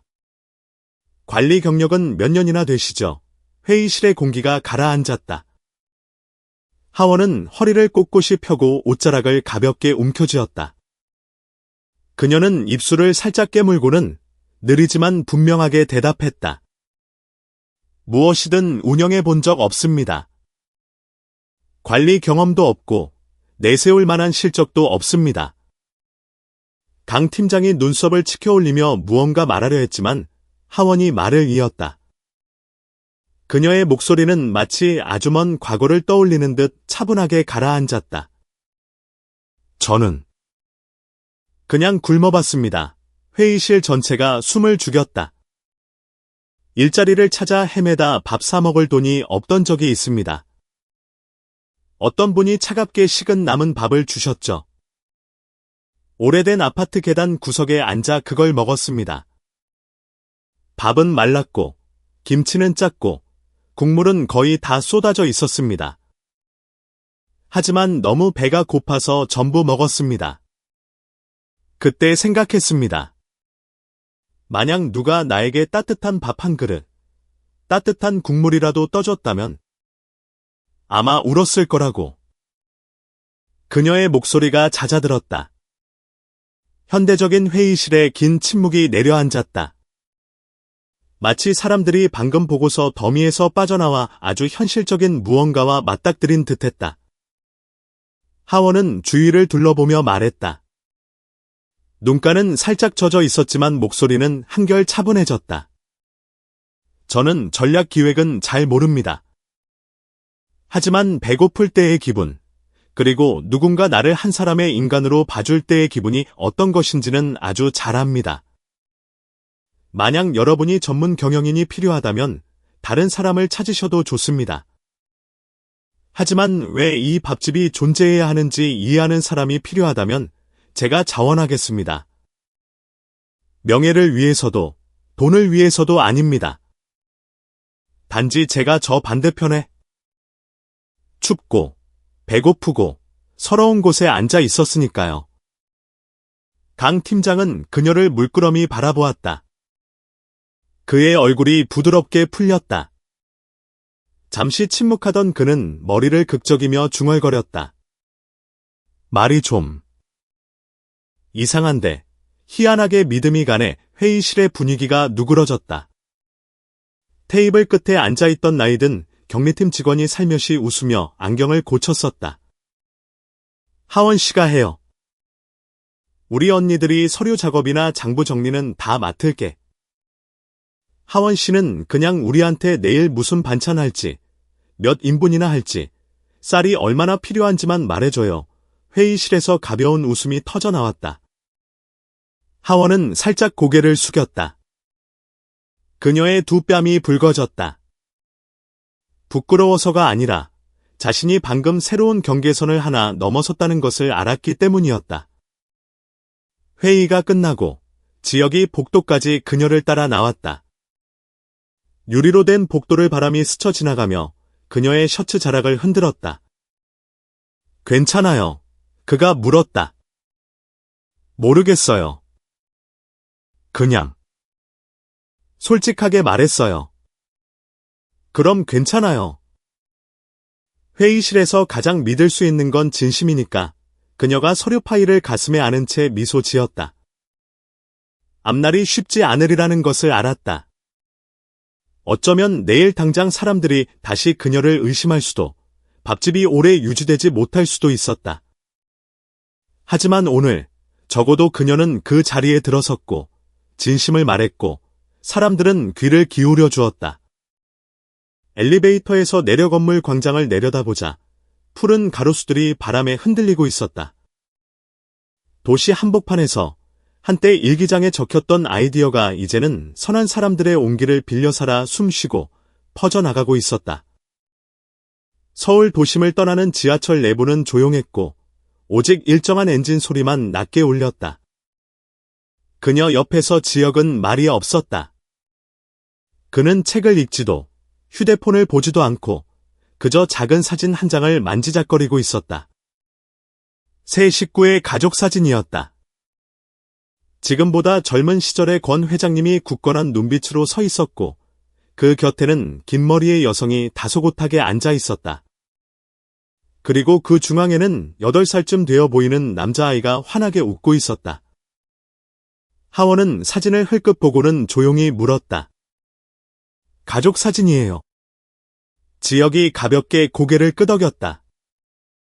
시선은 여전히 사진에 고정된 채였다. 아버지, 어머니, 그리고 저예요. 20여 년 전에 강릉에서 찍은 거네요. 온 가족이 함께 간 마지막 여행이었죠. 잠시 후 그녀가 다시 물었다.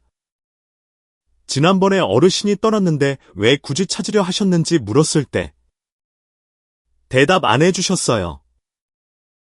지금은 정말로 알고 싶어요. 지역은 사진을 무릎 위에 내려놓고 창밖을 멀리 내다보았다. 엄마는 제가 18살 때 돌아가셨어요. 집 바로 앞에서 일어난 교통사고였죠. 아버지는 그때 안 계셨어요. 해외 신규 지사 설립 문제로 임원 회의 중이셨거든요. 아버지가 돌아왔을 때 남은 건 어머니가 하고 있던 잠금장치가 부서진 목걸이가 담긴 비닐봉지와 이미 사람이 떠났다는 소식뿐이었어요. 하원은 옷깃을 살짝 쥐었다. 마음이 아려왔다. 그녀는 그의 말을 끊지 않았다. 그날 이후로 아버지는 변했어요. 어머니의 작업실을 전부 치워버리고 쓰시던 장부도 다 태우고 한 달 내내 상복을 입고 계셨죠. 그러던 어느 날 아침 편지 한 통을 남겨두셨더군요. 아빠는 시간이 좀 필요하다. 지혁이 너는 몸 건강해라. 그게 다였어요. 그리고는 사라지셨죠. 그는 잠시 말을 멈췄다. 처음 5년 동안은 아버지를 원망했어요. 회사도, 자식도, 모든 걸 버리고 도망친 비겁자라고 생각했죠. 하지만 나이가 들수록 점점 이해하게 됐어요. 아버지는 우리를 피한 게 아니었어요. 자기 자신의 고통을 피하고 있었던 거죠. 하원은 조용히 앉아 있었다. 한 번은 김해에서 아버지를 찾은 적이 있어요. 어떤 노인이 가게 좌판 옆에 하루 종일 말없이 앉아 있더라는 제보를 받았죠. 하지만 제가 도착했을 땐 이미 떠나신 후였어요. 그렇게 10년이 넘었어요. 그녀가 천천히 물었다. 그런데 왜? 지금 다시 찾으려는 거예요. 지혁이 슬픈 미소를 지으며 사진을 부드럽게 쓰다듬었다. 아버지가 아직 살아계시고 여전히 기억하고 계시며 다시 사람으로 돌아올 이유가 필요할 거라고 믿으니까요. 그가 고개를 돌려 그녀의 눈을 똑바로 바라보며 천천히 말했다. 아버지는 돈이 필요 없어요. 돈은 산더미처럼 가져보셨으니까? 아버지에게 필요한 건 이유, 기회, 그리고 아무것도 따지지 않고 내미는 손길이에요. 그냥 따뜻한 밥 한 끼와 다정한 눈빛이죠.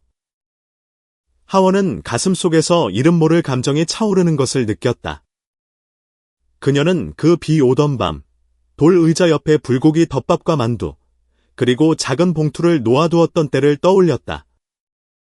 그토록 사소해 보였던 행동이 지난 10여 년간 아무도 감히 두드리지 못했던 문을 여는 열쇠가 되었던 것이다. 그녀는 그의 어깨에 손을 얹고 살짝 고개를 기울이며 웃었다. 그리고 그 이유가 불고기 덮밥 한 상자였네요. 그가 웃음을 터뜨렸다. 하지만 그 웃음 속에는 눈가를 적시는 미세한 떨림이 섞여 있었다. 지하철이 멈춰 섰다. 차창 밖으로 서울의 한 오래된 주택가의 지붕들이 옅은 저녁 햇살 속에 모습을 드러냈다. 지혁은 하원을 인사동의 오래된 골목 안에 자리한 전통 찻집으로 데려갔다. 찻집은 조용했다. 노란빛이 도는 회벽, 낮은 나무 천장, 묵직한 자단목 테이블과 의자들, 그리고 발을 들여놓는 순간부터 코를 찌르는 한방차의 향기. 아주 먼 옛날 누군가의 사랑 이야기를 속삭이는 듯한 국악가락이 나지막이 울려 퍼졌다. 그들은 창가 구석자리에 앉았다. 하원 앞에 따뜻한 찻잔에서는 김이 모락모락 피어올랐다. 그녀는 커피의 쓴맛에는 익숙하지 않았지만 이곳의 분위기는 마음에 들었다. 오래되고 고요하고 이상하게도 친근했다. 무섭지 않아요. 그가 작은 골목길을 내다보며 물었다. 뭐가요? 새로운 세상, 낯선 사람들, 제 능력 밖의 일들. 그녀는 몇 초간 침묵하다가 고개를 저었다. 처음엔 그랬어요. 지금은 무섭지 않다기보다 저 혼자 가는 게 아니라는 걸 알아요. 그가 미소를 지으며 고개를 끄덕였다. 밖의 거리에는 불이 켜지기 시작했다. 떡 굽는 소리가 골목에 울려 퍼졌다. 달콤한 향기가 나무 창살을 넘어 들어왔다. 하원은 찻집벽에 걸린 낡은 사진 한 장을 바라보았다. 젊은 시절의 주인장이 화롯가에 앉아 가야금을 켜며 노래하는 모습이었다. 그녀는 문득 깨달았다. 이미 사라졌다고 생각했던 것들도 단 하나의 계기만 있다면 다시 살아날 수 있다는 것을. 지역의 손에 들린 가족 사진처럼, 갈비찜 도시락을 들었던 권 회장님의 눈빛처럼, 그리고 매일 밥을 짓는 것만이 전부라 생각했던 자신이 지금 서울 한복판에서 잃어버렸던 아버지를 찾는 아들과 함께 앉아있는 것처럼. 하원은 오래된 시멘트 바닥에 쭈그리고 앉아 볏짚 빗자루로 마당 구석에 쌓인 낙엽과 흙먼지를 쓸어냈다. 초겨울의 서울 날씨는 꽤 쌀쌀했다. 벽에 부서진 틈새로 바람이 스며들며 오래된 공동주택 특유의 퀴퀴한 곰팡내를 실어 날랐다. 그녀가 청소하는 곳은 작은 골목에 숨어있는 한주민 센터의 뒤뜰이었다. 마당은 넓지 않았고 바닥은 얼룩덜룩했지만 재래시장과 이주 노동자들의 숙소가 밀집한 곳과 가까웠다. 서울에서 첫 번째 나눔 밥집을 열기의 이상적인 장소였다. 서울에 처음 와서 아직 모든 것이 어리둥절한 미나는 여기저기서 주워온 나무 테이블을 닦느라 분주했다. 아이는 잔칫날처럼 신이 나 빗자루질을 하면서도 작은 소리로 노래를 흥얼거렸다. 여기 사람 진짜 많아요. 언니. 시장 가는 사람, 복권 파는 사람, 오토바이 타는 사람. 다들 밥 필요할 것 같아요. 하원은 아이를 보며 웃었다. 그녀는 아무 말도 하지 않았지만 초겨울의 쌀쌀함 속에서 마음이 조금 따뜻해지는 것을 느꼈다. 그때 절뚝거리는 그림자 하나가 마당으로 들어섰다. 빛바랜 카키색 외투를 걸친 몸집이 작은 노인이었다. 어깨에는 차량 수리 도구가 든 가방을 메고 있었다. 그는 천천히 걸어오며 골똘한 눈빛으로 물었다. 여보시오. 여기서 곧 무료 급식소 같은 거 여는 거요. 하원은 고개를 끄덕이며 다가갔다. 내일 첫밥을 지어요. 여기 종이에 써서 붙여놨어요. 필요하면 드시고 여유 있으면 보태주세요. 아무것도 묻지 않아요. 노인은 창문에 붙은 손글씨 쪽지를 물끄러미 보더니 주머니에서 반듯하게 4번 접힌 낡은 10,000원짜리 지폐 한 장을 꺼냈다. 그는 돈을 내밀며 작은 목소리로 말했다. 나는 먹을 필요 없지만 보탭니다. 내일 한 사람이라도 더 먹을 수 있게요. 그녀는 순간 멍해졌다. 돈의 액수 때문이 아니라 그의 눈빛 때문이었다. 진실하고 평온하며 깊은 공감이 담긴 눈빛이었다. 네, 어르신. 정말 감사합니다. 그는 골목 입구에서 차량 수리를 하는 씨 아저씨였다. 이 근방 주민들은 그를 다 알았다. 넉넉하지는 않았지만 지나가는 사람들이 잠시 쉬어갈 수 있도록 늘 플라스틱 의자 하나를 내어놓는 사람이었다. 오늘 그는 이 낯선 땅의 밥집에 처음으로 온기를 보탠 사람이 되었다. 잠시 후 동네 주민 몇몇이 더 들렀다. 처음에는 그저 멀찍이 서서 바라보기만 했다. 어떤 사람은 대놓고 물었다. 무슨 촬영하는 거예요? 아니면 어디 단체에서 사진 찍으러 왔어요? 하원은 그저 웃으며 고개를 저었다. 아니에요. 어머님. 카메라도 없어요. 저는 그냥 밥하는 사람이에요. 필요하면 드시고 여유 있으면 보태주세요. 아주머니는 그녀를 잠시 바라보다가 말없이 고개를 끄덕였다. 그리고 그날 오후 그녀는 집 뒷마당에서 키운 김치 몇 통과 채소 한 묶음을 들고 다시 찾아왔다. 다음 날 아침 이른 시간부터 부엌에 불이 켜졌다. 마당 한가운데 놓인 커다란 전기밥솥에서 뜨거운 밥 냄새가 퍼져나갔다. 미나는 신이 난 얼굴로 비닐장갑을 끼고 음식을 나누어 주며 연신 웃었다. 첫 번째로 온 손님은 백발의 할머니였다. 낡은 비닐봉지를 든 손이 가늘게 떨렸다. 할머니는 감히 말을 꺼내지 못하고 조용히 앉아 있었다. 하원이 직접 밥상을 차려 내밀었다. 할머니, 식사하세요. 생선조림이랑 나물이랑 속 따뜻하시라고 된장찌개 끓였어요. 할머니는 단 한마디만 했다. 오랜만이네. 누가 나한테 밥 먹으라고 한 게, 그리고는 조용히 숟가락을 들었다. 눈물은 어느새 떨어졌는지 아무도 몰랐다. 사람들이 하나둘 모여들었다. 퀵서비스 기사, 노점상 아주머니, 그리고 깡마른 아이들 몇몇. 그들은 와서 조용히 밥을 먹고 조용히 떠났다. 하지만 어떤 이들은 잠시 머물렀다가 자율기부함이라고 쓰인 나무 상자에 몇 푼을 넣고 가기도 했다. 점심 무렵 야른 스웨터 차림의 얼굴이 꾀죄죄한 8살 배기 남자아이가 다가왔다.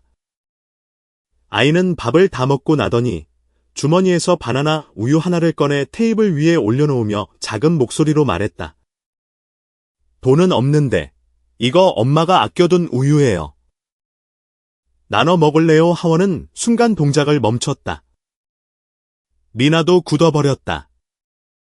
그러더니 미나는 다가가 그 우유를 가슴에 꼭 껴안았다. 눈가가 촉촉해졌다. 이 동네에서는 애들이 자기 물건 챙기기 바쁜데?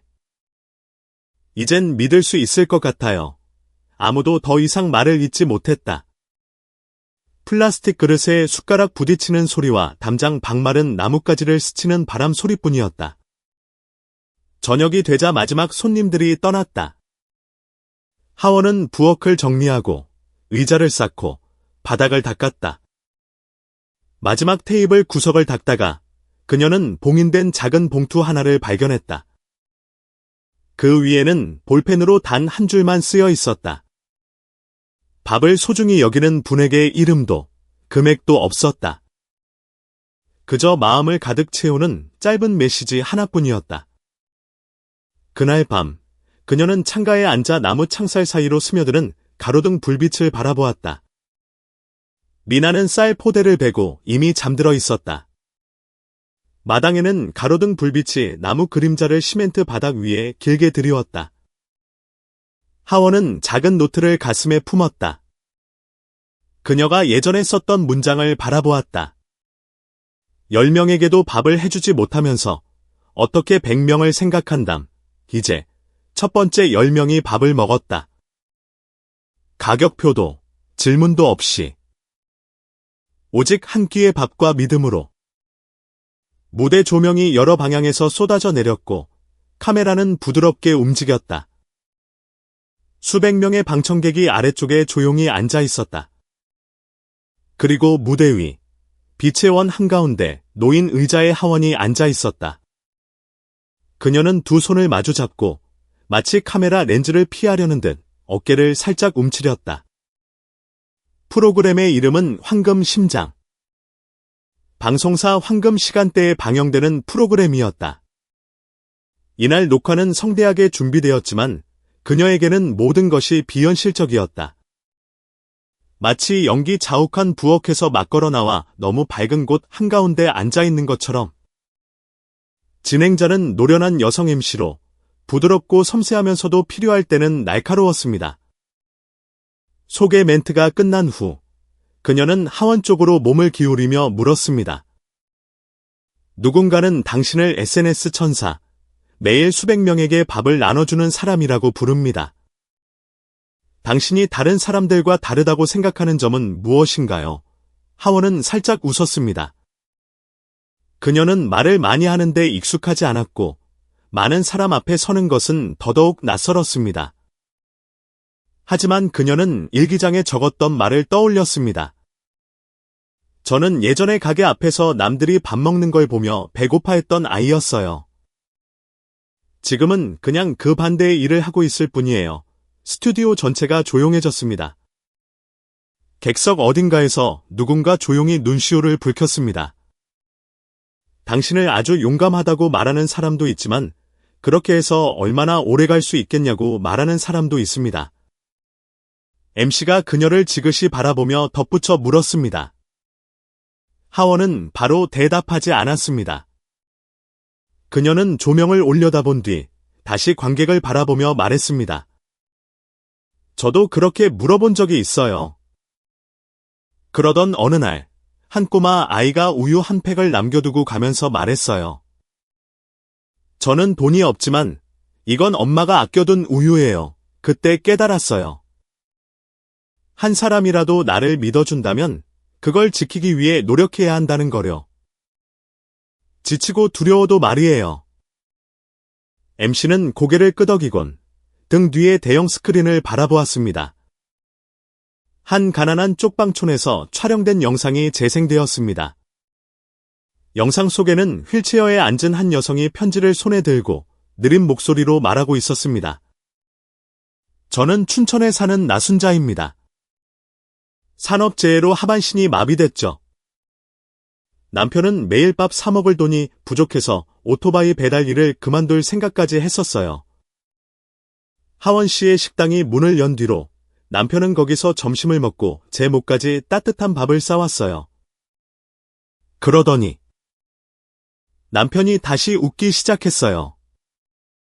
정말 오랜만에 보는 웃음이었죠. 영상은 화장도, 꾸밈도 없는 여성의 얼굴에서 멈췄지만 그녀의 두 눈은 감사함으로 빛나고 있었습니다. 스튜디오 전체에서 긴 박수가 터져나왔고 몇몇은 자리에서 일어났습니다. MC가 다시 하원 쪽을 바라보며 물었습니다. 그녀는 거동이 불편하지만 하원 씨 덕분에 남편이 웃음을 되찾았다고 말합니다. 전하고 싶은 말이 있으신가요? 하원은 목이 메었습니다. 그녀는 두 손을 꼭 쥔 뒤 고개를 깊이 숙였습니다. 네. 제가 딱히 드릴 말씀은 없고요. 그저 아주머니께서 건강하셨으면 좋겠어요. 그리고 언젠가 제가 그분께 정말 따뜻한 밥 한 끼를 지어드릴 수 있다면 제가 가진 모든 것을 다해 짓겠습니다. 다시 박수갈채가 쏟아졌지만 이번에는 훌쩍이는 소리가 섞여 있었습니다. 따뜻한 노란 조명 속에서 프로그램이 끝났습니다. 그녀는 끊이지 않는 긴 박수를 받으며 무대를 떠났습니다. 하지만 무대 뒤로 들어서자마자 그녀의 휴대전화가 쉴 새 없이 울렸습니다. 한 스태프가 달려와 말했습니다. 하원 씨, 자원봉사 신청 웹사이트가 마비됐어요.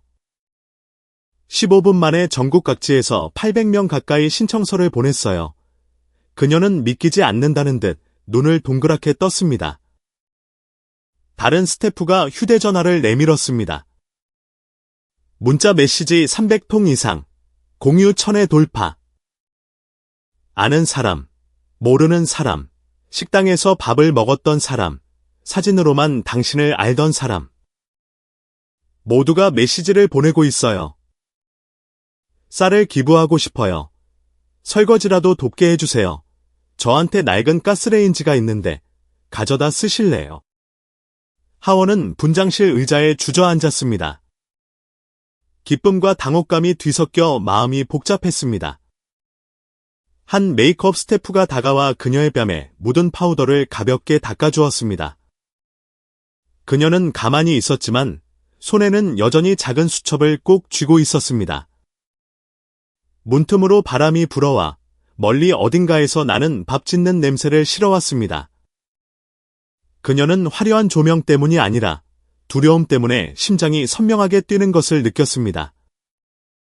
이 물결에 휩쓸려 갈까봐, 자신이 처음 시작했던 이유를 잃어버릴까봐 두려웠습니다. 그녀는 자리에서 일어나 방을 나섰습니다. 조명, 카메라, 박수 소리를 뒤로하고 방송국의 긴 복도를 걸었습니다. 서울의 밤하늘은 차가웠습니다. 그녀는 안개 낀 하늘을 올려다본 뒤 복도 난간에 기대어 속삭였습니다. 이대로 나를 지킬 수 있을까? 따뜻한 밥상 재단 본사의 회의실은 원래 밝고 조용했지만 오늘따라 천장에 거대한 돌덩이라도 매달린 듯 무겁게 가라앉아 있었습니다. 하얀 벽, 긴 회의용 테이블, 그리고 물이 반쯤 담긴 물컵 몇 개. 테이블 위에 놓인 노트북에서는 45초짜리 짧은 영상이 반복 재생되고 있었습니다. 하원은 테이블 구석에 조용히 앉아 두 손을 맞잡고 있었습니다. 그녀의 시선은 화면이 아닌 테이블 위에 뒤집어 놓은 휴대전화에 고정되어 있었습니다. 전화기는 계속해서 진동했지만 그녀는 열어보지 않았습니다. 그 영상은 황금 심장 프로그램에서 나온 것이었지만 지금 SNS에 퍼지고 있는 버전은 45초로 악의적으로 편집된 것이었습니다. 정확히 그녀가 전 그냥 밥을 지었을 뿐인데요. 라며 미소 짓는 부분만 잘라냈습니다. 영상에는 조롱하는 듯한 배경음악이 입혀졌고 표정은 과장되었으며 자선인가 아니면 일생일대의 기회인가 라는 비아냥거리는 자막이 달려 있었습니다. 이 영상은 폭로 전문 유튜버에 의해 공개되었고 순식간에 수십만 조회수를 기록했습니다. 댓글은 두 편으로 나뉘었지만 대부분은 공격적이었습니다. 사람들은 그녀에게 자선의 여왕, 쇼의 여왕, 개인 브랜딩을 위한 쇼 같은 온갖 별명을 붙였습니다. 바로 그날 아침, 세 곳의 후원사가 정보가 명확해질 때까지 정기 후원을 중단하겠다고 통보해왔습니다. 하원은 여전히 조용히 앉아 있었습니다. 그녀는 불과 몇 주 전 지역에게 물었었습니다. 우리가 좋은 일을 하면 우리를 미워하는 사람도 생길까요?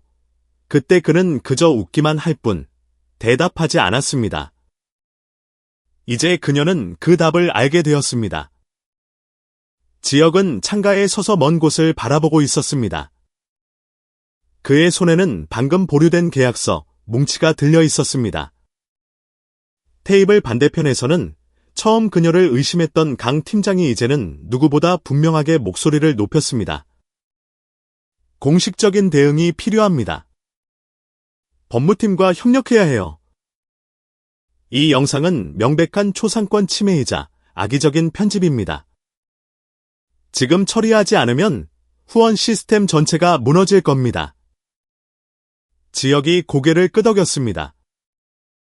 변호사에게 연락해뒀습니다. 24시간 내로 법적 절차를 밟을 겁니다. 하원 씨, 걱정 말아요.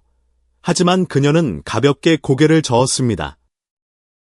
그녀의 목소리는 천장 선풍기 소리보다도 작았습니다.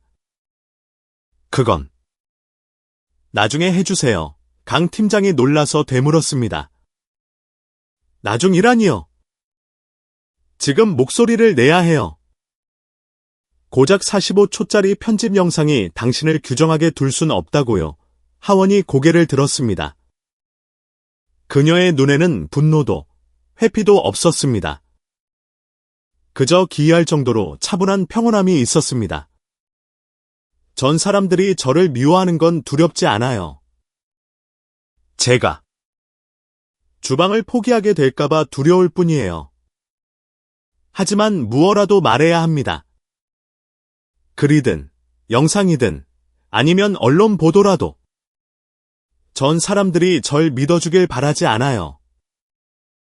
그저 이 밥 한 끼를 믿어주길 바랄 뿐이에요. 배고픈 사람이 있는 한 전 계속 밥을 지을 거예요. 저를 믿어주는 사람이 있는 한 전 멈출 수 없어요. 지역은 할 말을 잃었습니다. 그는 하원의 굳건한 믿음이 담긴 침묵보다 더 강력한 설득은 없다는 것을 알았습니다. 하지만 바깥의 폭풍우는 여전히 거셌습니다. 회의실 문이 열렸습니다.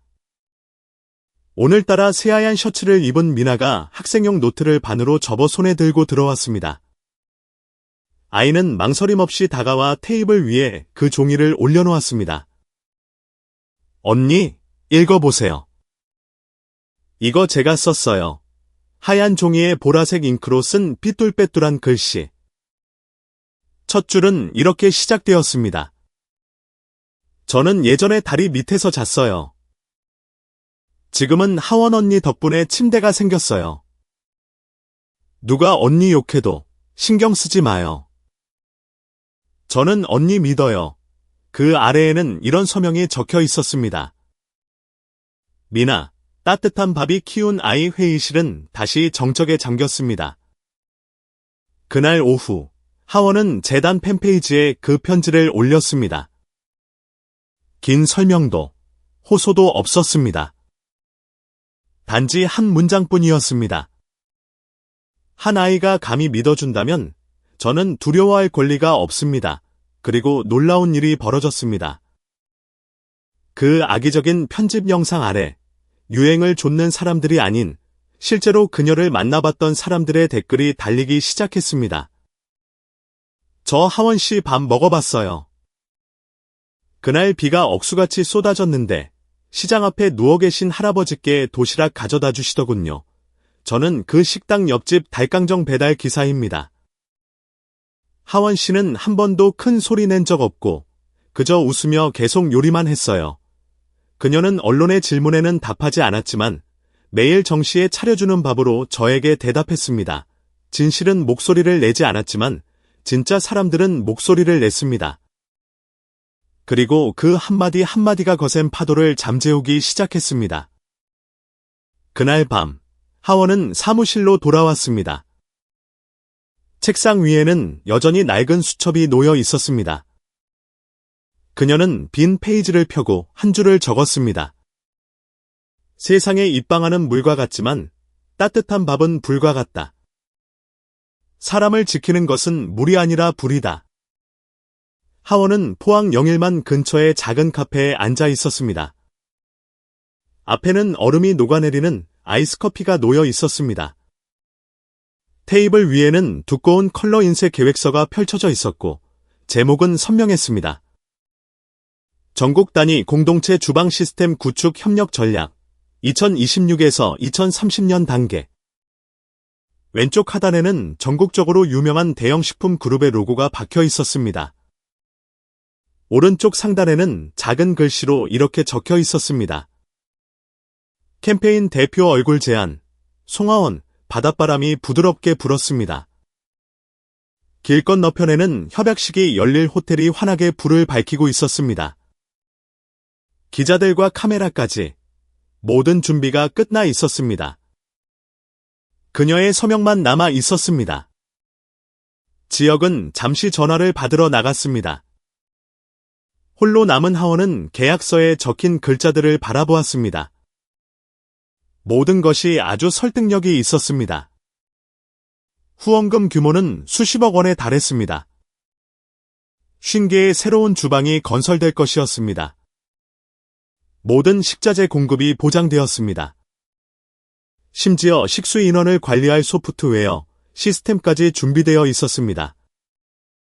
하지만 그녀를 망설이게 한 것은 홍보 항목 아래 적힌 작은 문구였습니다. 송하원 씨의 이미지를 캠페인의 정신적 상징으로 지속적으로 활용한다. 잊고 있던 기억 하나가 문득 떠올랐습니다. 연말 저녁, 부산의 낡은 주방에 앉아 있을 때 권 선생님이 그녀의 눈을 바라보며 천천히 말했던 목소리. 만약 내 이름이 다른 사람들이 다가오는 걸 두렵게 만든다면 더는 내 이름을 쓰지 말게. 그 말이 종소리처럼 머릿속에서 울렸습니다. 지역이 돌아왔습니다. 그의 눈빛은 차분했지만 분명 긴장감이 서려 있었습니다. 다 읽어봤죠? 저쪽에서 우리를 기다리고 있어요. 하원이 가볍게 고개를 끄덕였습니다. 네, 읽어봤어요. 이건 큰 도약이에요. 하원 씨. 만약 당신이 대표 이미지가 되는 것에 동의하지 않으면 그들이 투자를 철회할 수도 있어요. 프로젝트 전체가 멈추는 거죠. 그녀는 서둘러 대답하지 않았습니다. 반짝이는 물결을 바라보던 그녀가 천천히 입을 열었습니다. 전 큰 걸음을 내딛는 건 두렵지 않아요. 그저 잘못된 걸음을 내딛는 게 두려울 뿐이에요. 지역은 침묵했습니다. 그들은 자리에서 일어나 카페를 나와 호텔을 향해 걸어갔습니다. 화려한 샹들리에가 빛나는 로비에는 이미 카메라가 설치되어 있었습니다. 체결식 테이블에는 하얀 가죽 의자 4개가 놓여 있었고 이름표가 가지런히 놓여 있었습니다. 유독 그녀의 의자에만 이렇게 인쇄되어 있었습니다. 캠페인 대표 이미지, 송하원님. 그녀가 들어서자 모든 사람의 시선이 그녀에게 쏠렸습니다. 그때 복도 쪽에서 한 목소리가 들려왔습니다. 하원 씨 아니에요. 그녀가 고개를 돌렸습니다. 예전 홍 사장님 가게에서 매일 저녁 함께 설거지를 하던 주방보조 미영 씨였습니다. 세상에, 이제 하원 씨가 수십억 원짜리 계약도 다 하고, 예전엔 설거지하면서 오래된 트로트 부르더니 이젠 방송에도 나오고, 그 노래는 이제 안 부르겠네요. 사람들이 가볍게 웃었지만 그 말은 진지한 질문처럼 그녀의 마음에 와서 박혔습니다. 그녀는 한때 주방 뒤편에 앉아있던 사람이었습니다. 이제 그들은 그녀가 카메라 앞에 서서 상징이 되기를 원했습니다. 그렇다면 그녀는 여전히 그녀 자신일 수 있을까요? 그녀는 테이블로 다가갔습니다. 모두가 그녀가 앉기를 기다렸습니다. 하지만 그녀는 선체로 천천히 계획서를 접어 테이블 위에 가지런히 올려놓았습니다. 그리고 파트너사 대표 쪽으로 가볍게 밀었습니다. 죄송하지만 서명하지 않겠습니다. 행사장이 순간 얼어붙었습니다. 그녀는 좌중을 둘러보며 말했습니다. 이 계획이 정말 훌륭하고 전문적이라는 건 잘 압니다. 하지만 언젠가 사람들이 배가 고파서가 아니라 어떤 브랜드와 가까워지고 싶어서 밥을 먹게 된다면 전 더 이상 밥을 지을 수 없을 것 같아요. 전 캠페인의 얼굴이 아닙니다. 전 그저 한때 배고팠던 사람이고 제가 처음 밥을 짓기 시작했던 이유를 그대로 지키고 싶을 뿐입니다. 사람들이 동영상을 찍기 위해서가 아니라 그저 믿고 찾아올 수 있게요. 파트너사 측은 당황한 기색이 역력했습니다. 지역은 그녀를 오랫동안 바라보더니 낮게 한숨을 내쉬었습니다. 당신은 여전히 우리 아버지가 가장 존경했던 그 사람이네요. 더 이상 아무도 말을 잇지 못했습니다. 그녀는 고개 숙여 인사하고 행사장을 빠져나왔습니다. 오후가 되어 그녀는 해변의 작은 카페로 돌아와 따뜻한 두유 한 잔을 시켰습니다. 포항의 날씨가 쌀쌀해지기 시작했습니다. 그녀는 가방을 열어 시골의 한 여자아이가 보내준 생강 쿠키 한 봉지를 꺼냈습니다. 그 안에는 삐뚤빼뚤하게 눌러쓴 작은 쪽지가 함께 들어 있었습니다. 언니는 밥이에요. 광고가 아니에요. 그녀는 웃음을 터뜨렸지만 눈에는 눈물이 고였습니다. 연말의 어느 늦은 오후, 권 선생님의 작은 집은 오래된 골목 사이에서 조용히 자리하고 있었습니다. 하루의 마지막 햇살이 나무 창틀을 비스듬히 비추고 있었습니다. 탁자 위에는 식어버린 찻주전자와 메모지 몇 장, 그리고 야른 먼지가 쌓인 채 엎어져 있는 나무 액자가 놓여 있었습니다. 지역이 수건을 들고 탁자 위를 가볍게 닦았습니다. 하원은 책장에 꽂힌 낡은 책들을 정리하고 있었습니다. 그녀는 말이 없었습니다. 권 선생님이 돌아가신 후 그녀는 자주 이곳에 들러 청소를 돕고 향을 피웠습니다. 지역이 자리에서 일어서다 우연히 엎어져 있던 액자를 건드렸습니다. 그가 액자를 바로 세웠습니다. 그것은 부모님의 낡은 결혼 사진이었습니다. 액자 뒤편, 나무판에 노랗게 바랜 봉투 하나가 단단히 붙어 있었습니다. 그는 의자에 앉아 편지를 꺼냈습니다. 그의 손이 미세하게 떨렸습니다. 하원이 가까이 다가왔습니다. 그들은 편지를 펼쳤습니다. 오래된 종이 냄새와 군데군데 번진 잉크, 단정하지만 힘이 빠진 듯한 손글씨였습니다. 누군가 이 편지를 읽고 있다면 나는 이미 떠난 뒤겠지. 나는 많은 것을 남기지 못했네. 집도, 비밀스러운 은행 계좌도 없지. 그저 이 몇 줄의 글과 내가 가진 작은 회사의 오래된 지분뿐이네. 이 모든 것을 따뜻한 밥상 재단에 기부하고 싶네. 하지만 부디 내 이름을 주방에 붙이지는 말아주게. 나는 그럴 자격이 없네? 그리고 나는 그 밥 한 끼가 인생의 긴 시간을 침묵했던 한 사람을 떠올리는 장소가 되길 원치 않네? 그 주방이 한때의 나처럼 이름 없는 사람들의 것이 되게 해주게. 지역은 그 문장에서 숨을 멈췄습니다. 하원 역시 침묵했습니다. 밖에서 불어온 바람의 커튼이 살짝 흔들렸습니다. 제사상 위에서는 향 연기가 가늘고 길게 피어올랐습니다. 편지는 계속되었습니다. 끝으로 갈수록 필체의 힘이 더 실려 있었습니다. 나도 한때 굶주렸었네. 단순히 배가 고픈 것이 아니라 살아갈 이유를 잃어 마음이 굶주렸지. 밥 한 그릇, 그리고 따뜻한 눈빛 하나가 나를 다시 돌아오게 하기에 충분했네. 내가 배부를 수 있었던 건 누군가가 내가 누구인지 묻지 않고 손을 내밀어 주었기 때문일세. 가능하다면 어떤 이미지로도 나를 기억하지 말아주게. 그저 한때 텐마루에 앉아있던 사람으로만 기억해주게. 그리고 만약 언젠가 누군가가 그 자리에 앉아있다면 내가 받았던 그 눈빛으로 누군가가 그를 바라봐주길 바라네. 권태식. 마지막 마침표와 함께 방 전체가 침묵에 잠긴 듯했습니다. 지혁은 편지를 탁자 위에 내려놓았습니다. 그는 눈물을 닦지 않고 그저 오랫동안 고개를 숙이고 있었습니다. 그의 목소리가 거칠게 잠겨 있었습니다. 아버지는 돈을 남기신 게 아니라 살아가는 방식을 남기셨어. 그가 붉어진 눈으로 하원을 바라보았습니다. 아버지가 당신을 선택한 건 당신이 누구보다 재능이 뛰어나서가 아니었어. 당신이 아버지를 문제가 아니라 사람으로 봐주었기 때문이야. 하원은 아무 말도 하지 않았습니다.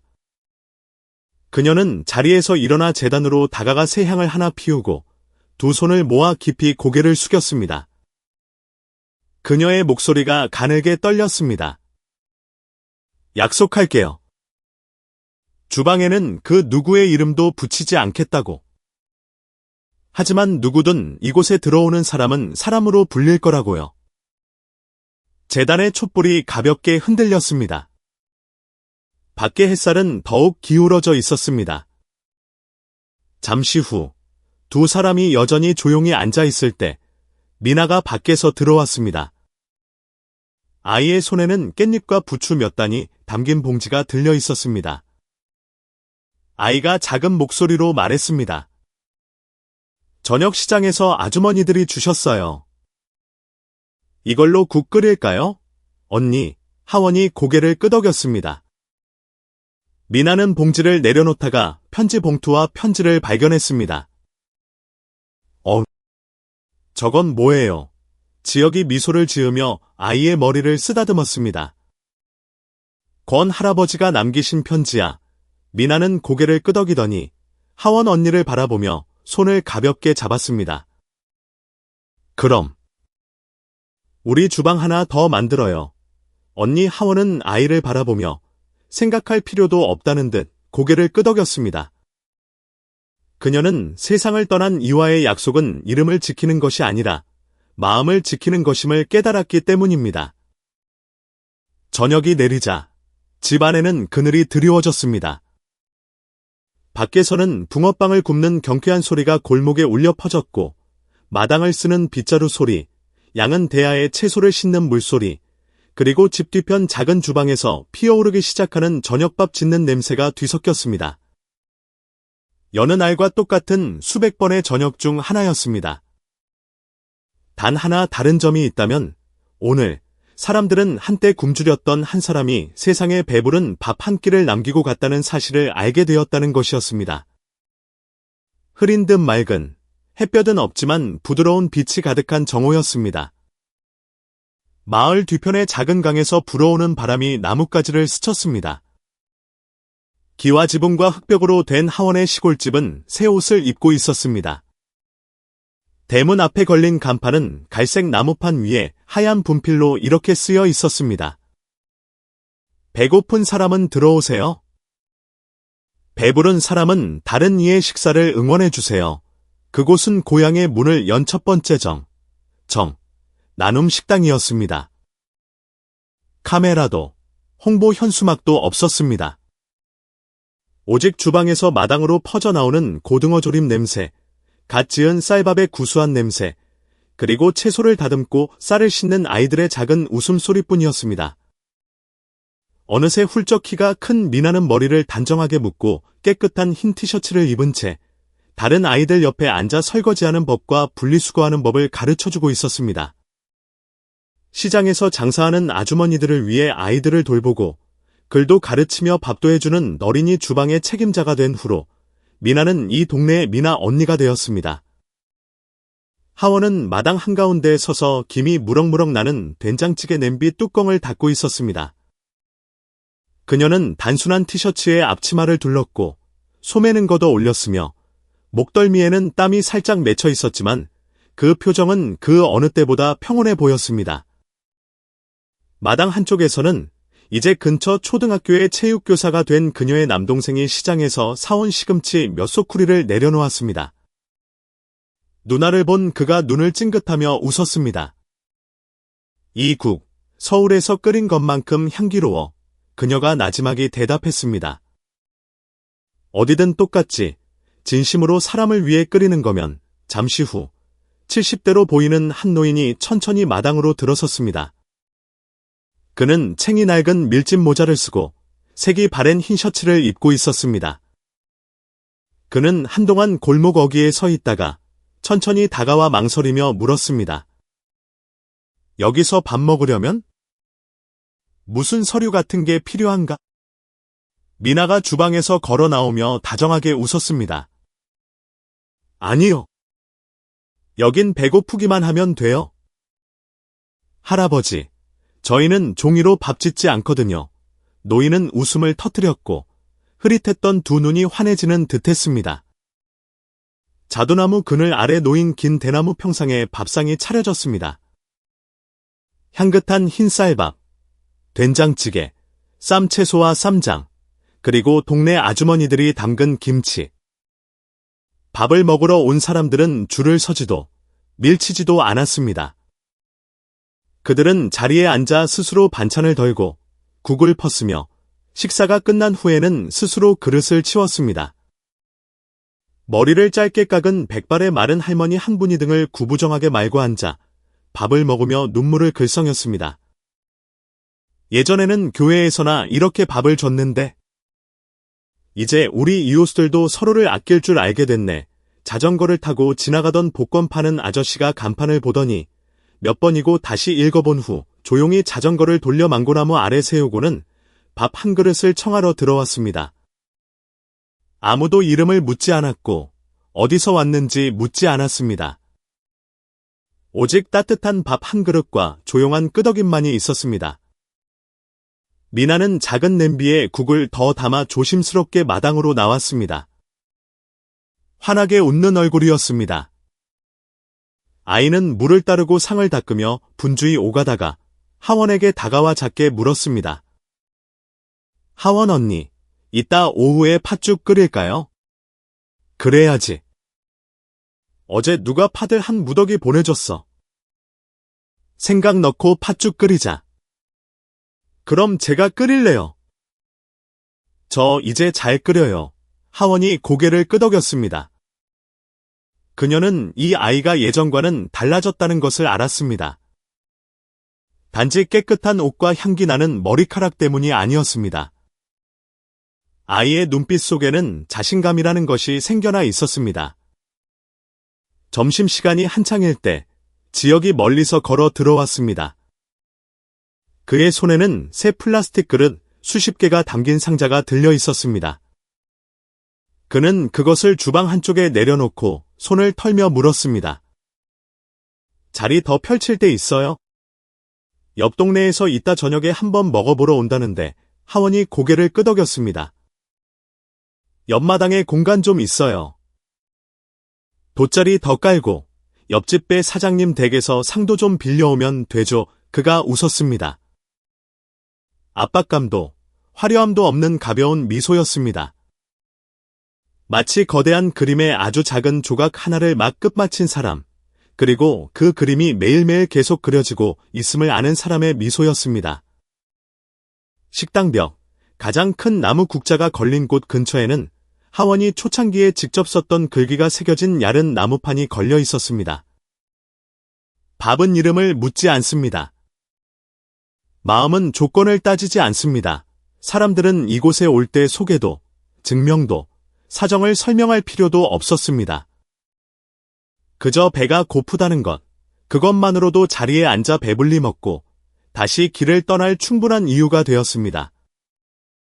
그날 점심, 식당은 40인분 가까운 식사를 대접했습니다. 어떤 사람은 몇천 원을 보탰고, 어떤 사람은 굵은 소금 한 봉지를 남겨두었으며, 어떤 사람은 미나의 손에 향기로운 비누 한 장을 쥐어주었습니다. 누구도 요구받지 않았고, 누구도 다른 시선으로 바라보지 않았습니다. 식사가 끝나기 전, 하원은 대문 앞작은 상에 밥 한 공기를 따로 차려두었습니다. 흰 쌀밥과 달걀 프라이, 국, 그리고 물 한 잔. 그녀는 그것을 조용히 내려놓고 숟가락을 가지런히 정돈한 뒤 미소 지었습니다. 마음이 길을 잃은 누군가를 위해서였습니다. 이곳에서는 아무도 잊히지 않았습니다. 강에서 불어온 바람이 밥 냄새와 국 냄새, 그리고 은은한 밥 짓는 연기 냄새를 실어왔습니다. 그녀는 잠시 가만히 서 있었습니다. 아무 말도 할 필요가 없었습니다. 때로는 밥 한 끼가 그 자체로 하나의 인사가 되기도 하니까요. 저는 한때 누군가의 인생을 바꾸려면 아주 거창한 일을 해야만 한다고 생각했습니다. 하지만 그 세월을 겪고 나서 깨달았습니다. 때로는 제때 차려진 따뜻한 밥 한 끼, 판단하지 않는 눈빛 하나만으로도 사람들이 잃어버렸다고 생각했던 믿음을 다시 붙잡게 하기에 충분하다는 것을요. 가격표 없는 주방들, 하원 씨, 그리고 권 선생님, 혹은 한때 다리 밑에서 잠들었던 아이들의 이야기는 먼 나라의 이야기가 아닙니다. 우리 모두는 인생의 어느 시점에선가 모두 굶주렸던 경험이 있습니다. 단순히 배가 고픈 것이 아니라 사랑에 굶주리고 이해에 굶주리고 그리고 온전한 한 인간으로 존중받는 것에 굶주렸습니다. 제가 얻은 교훈은 제가 여러분께 남기고 싶은 말이기도 합니다. 친절해지기 위해 부자가 될 때까지 기다리지 마세요. 친절함은 누구나 이미 가지고 있는 것이며 그저 그것을 내어줄 용기만 있으면 됩니다. 당신이 무료 식당을 열 수는 없을지라도 낯선 사람에게 마음을 열 수는 있습니다. 당신이 누군가를 구원할 수는 없을지라도 적어도 더 이상 상처 주지 않는 사람이 될 수는 있습니다. 그리고 때로는 하원 씨가 그랬던 것처럼 그저 대문 앞에 밥 한 공기를 차려두는 것만으로도 충분합니다. 마음이 길을 잃은 누군가를 위해서 말이죠. 여러분은 어떠신가요? 마음이 굶주렸던 적이 있으신가요? 작은 행동 하나가 한 사람을 통째로 바꿀 수 있다고 믿으시나요? 만약 이 이야기가 여러분에게 생각할 거리를 주었다면 댓글로 숫자 1을 남겨주세요. 지금 어느 지역에서 이 영상을 보고 계신가요? 저는 정말 궁금합니다. 혹시 다른 관점을 가졌거나 비슷한 경험을 하셨다면 댓글로 공유해주세요. 저는 모든 댓글을 다 읽어봅니다. 그리고 만약 이런 이야기들이 더 널리 퍼질 가치가 있다고 생각하신다면 채널 구독을 잊지 마세요. 아직 들려드리지 못한 작지만 큰 울림을 주는 많은 이야기가 기다리고 있으니까요. 끝까지 함께해 주셔서 감사합니다. 여러분의 배도 그리고 마음도 늘 든든하기를 바랍니다.